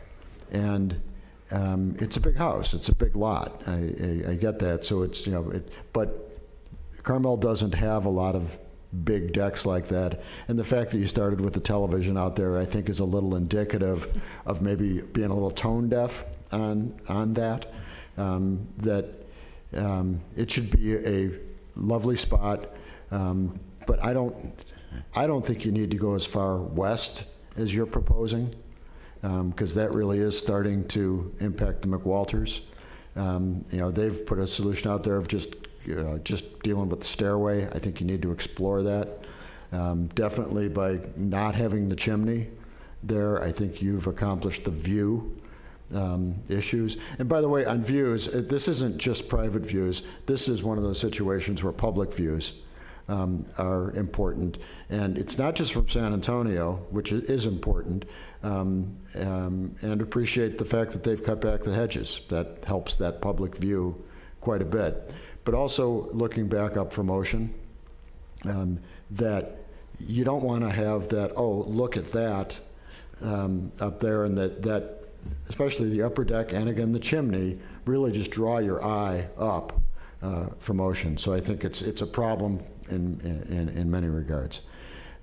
So I would just like to see you come back with a proposal that addresses what I think is too much decking, that really does satisfy your neighbors. And I think you're close, and you're good at this. So thank you. Okay. Commissioner Allen? I feel the exact same way. I like the fact that we need to remove that chimney. I would reduce deck size, both upper and lower. And then I like the materials. I would go with the darker color, the fossil, and the new either brick or stone that he showed, I thought was really pretty. So, yeah, I mean, I think we're almost there. It's just those like attention and thoughtfulness to neighbors. If we could get there, I would be super happy with this one. Thank you for your comments. Mr. Karpatkovsky. Yeah, I completely agree with Commissioner Delves on the trade-offs and recommendations. I also wanted to add that I really like the way the house looks from scenic, because we reduced the mass, or the project reduces the mass in the second floor. The amount of glass in the second floor goes down. It looks nice, and I think that is very positive for this project. So, yeah, I really support that kind of approach. Yeah. And the finishes, color, etc. Did you have anything? Finishes, you have to see them really in a large size, in a real light to understand. One thing that I learned by picking finishes for my house is that a sample is not giving you the right color representation. You have to see it on a real material, real wall, or real siding, and you have to see it in a large format to understand what it is. A lot of the whites tend to get yellowish here, so it's very difficult to find white that is, or off-white that doesn't go into yellow or pink. That is the challenge. But I agree that this color scheme works fine. Yeah. Great, thank you. So I agree with everything that's been said already. I strongly think that the fossil is the correct color. The whiter color was, especially in the light, it was extremely white, and we need some muted colors. And I think that everything else that's been proposed will make this project really work. I think that the Bozanakases, thank you so much for working with your neighbors. I mean, it is wonderful to have a project come forward where everybody's pretty much happy and there's ways to work with it. So I'm just really pleased with this. So can we entertain a motion? I would move to approve the recommendation and the resolution as provided by staff with an additional condition for the applicant to continue to come back with reworked versions of the deck that I'm not even going to insist on them being smaller. I think that's the answer. Should be smaller. All right, I'm going to put it in. To come back with new renderings of smaller decks, upper and lower, that will eliminate the view concerns and the privacy concerns. Does that work? I think we've already got a condition on finishes still to be determined, so I think that's okay. We're just giving you direction on the fossil, so maybe I don't need that to be part of the condition at this point, because we do that in the next one. And then I believe in the staff's recommendation, there is removal of the chimney in the patio. That was discussed today. That wasn't part of the resolution. No, but that should also be. That would be part of my condition as well. Correct. Yeah. All right, do we have a second on that? Does that work, staff? As a motion? Yes. Okay. Yes, thank you. I can second that. Thank you, Commissioner Allen. Any further discussion? All right, roll call, please, or call for question. Commissioner Allen? Yes. Commissioner Delves? Yes. Commissioner Karapetkov? Yes. Commissioner Locke? Yes. All right, motion passes. Thank you very much, neighbors. Thanks, Harlan. Great, can't wait to see that one. All right, excellent. So at this point, we have one remaining. No, you are recused. Yes, Commissioner Allen. All right, so the last public hearing is DS 23-273 Fortune. This is consideration of a concept design study for the construction of an 820 square foot net addition, which includes the construction of a new 244 square foot attached garage to an existing 967 square foot one-story single-family residence, inclusive of a 173 square foot detached garage located at Guadalupe, 3 southeast of 3rd in the residential single-family R1 district. So, staff. Thank you. I will give you the quick presentation.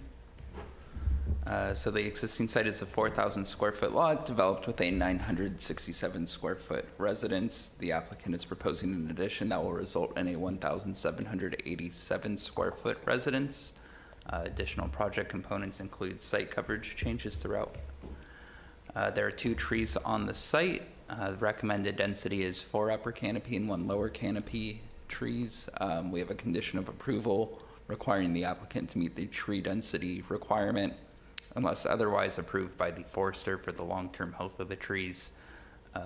Something that would waive that requirement would be the existing tree canopy or site conditions. Sometimes we're finding that trees are growing over the site and it just doesn't make sense to be planting 4 upper canopy trees.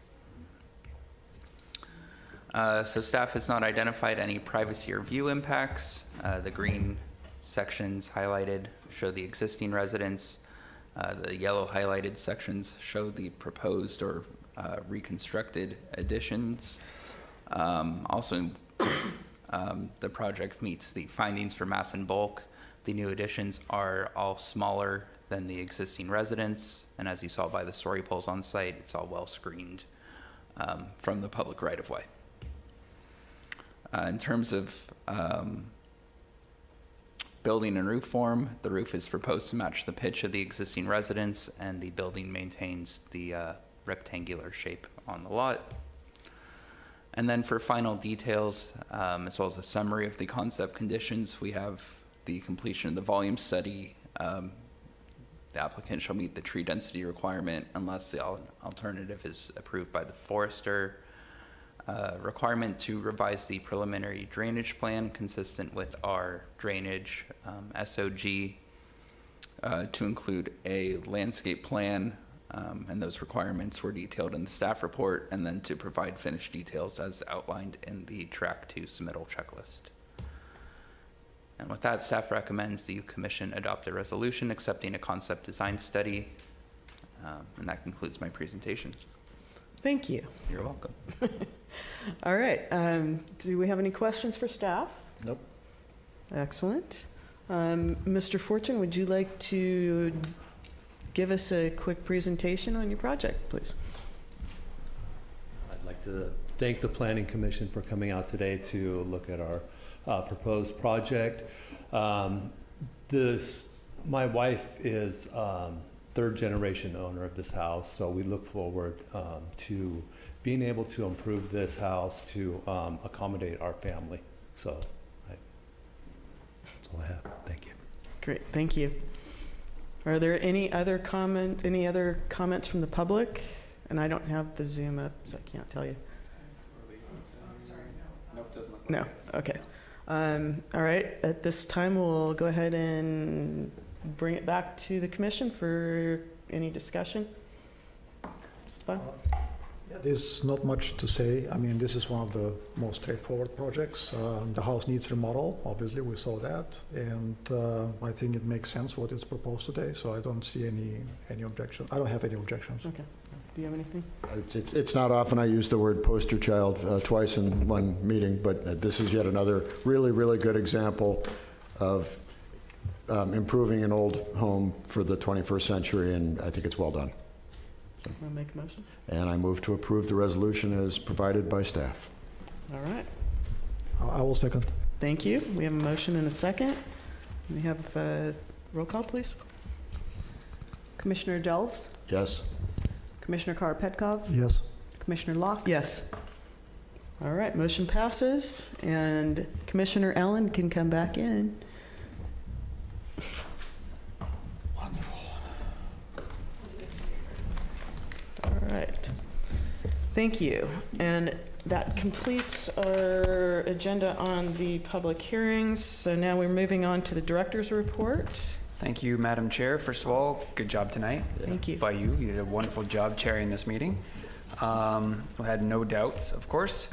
We got a lot going on next week I want to make you all aware of. I'm just going to start on Monday. So Monday the 13th, we have a public meeting of our city's Housing Ad Hoc Committee to review the 90-day letter that we got from HCD. So we got that in last week on our housing element first draft.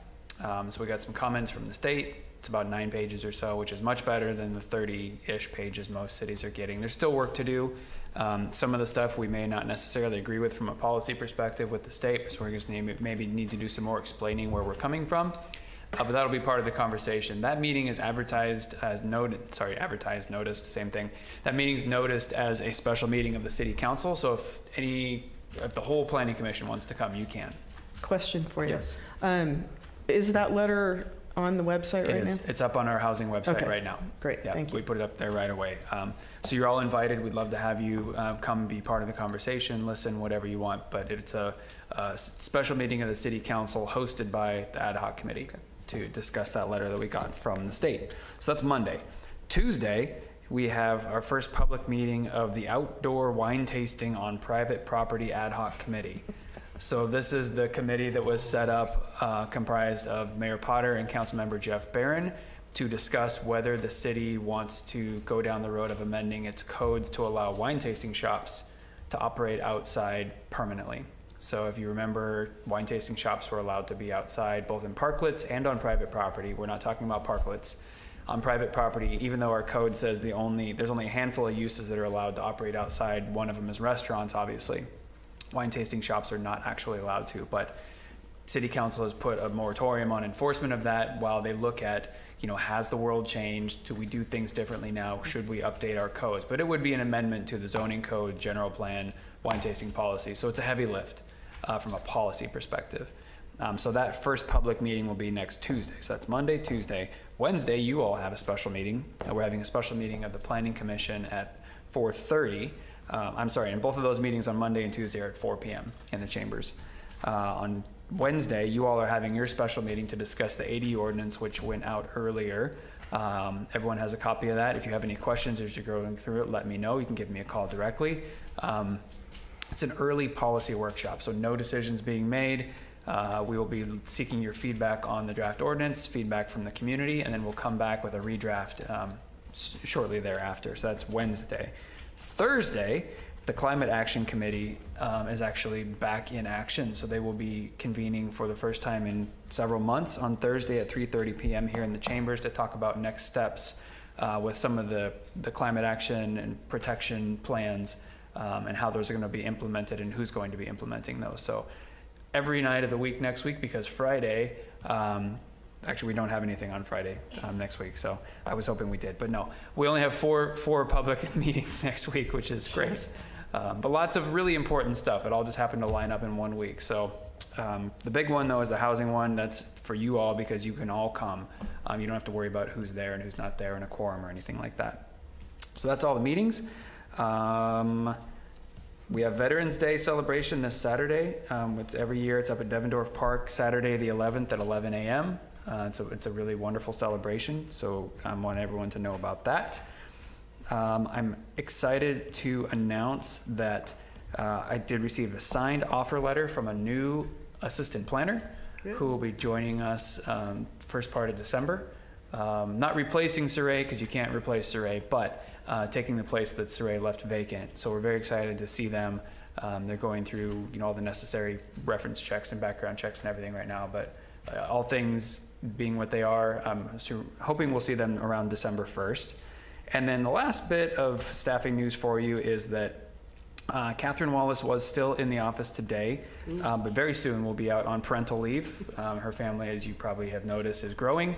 And so we wish her all the best, and we'll see her in a few months when she does decide to leave. But you definitely will not be seeing her next month at the next Planning Commission meeting. But she will be back in a few months. So we wish her the best. And that's all I have for you, unless you have any questions for me. A reminder, I'll be on Zoom on Wednesday. Thank you. That's fine. Okay. All right. Okay, thank you.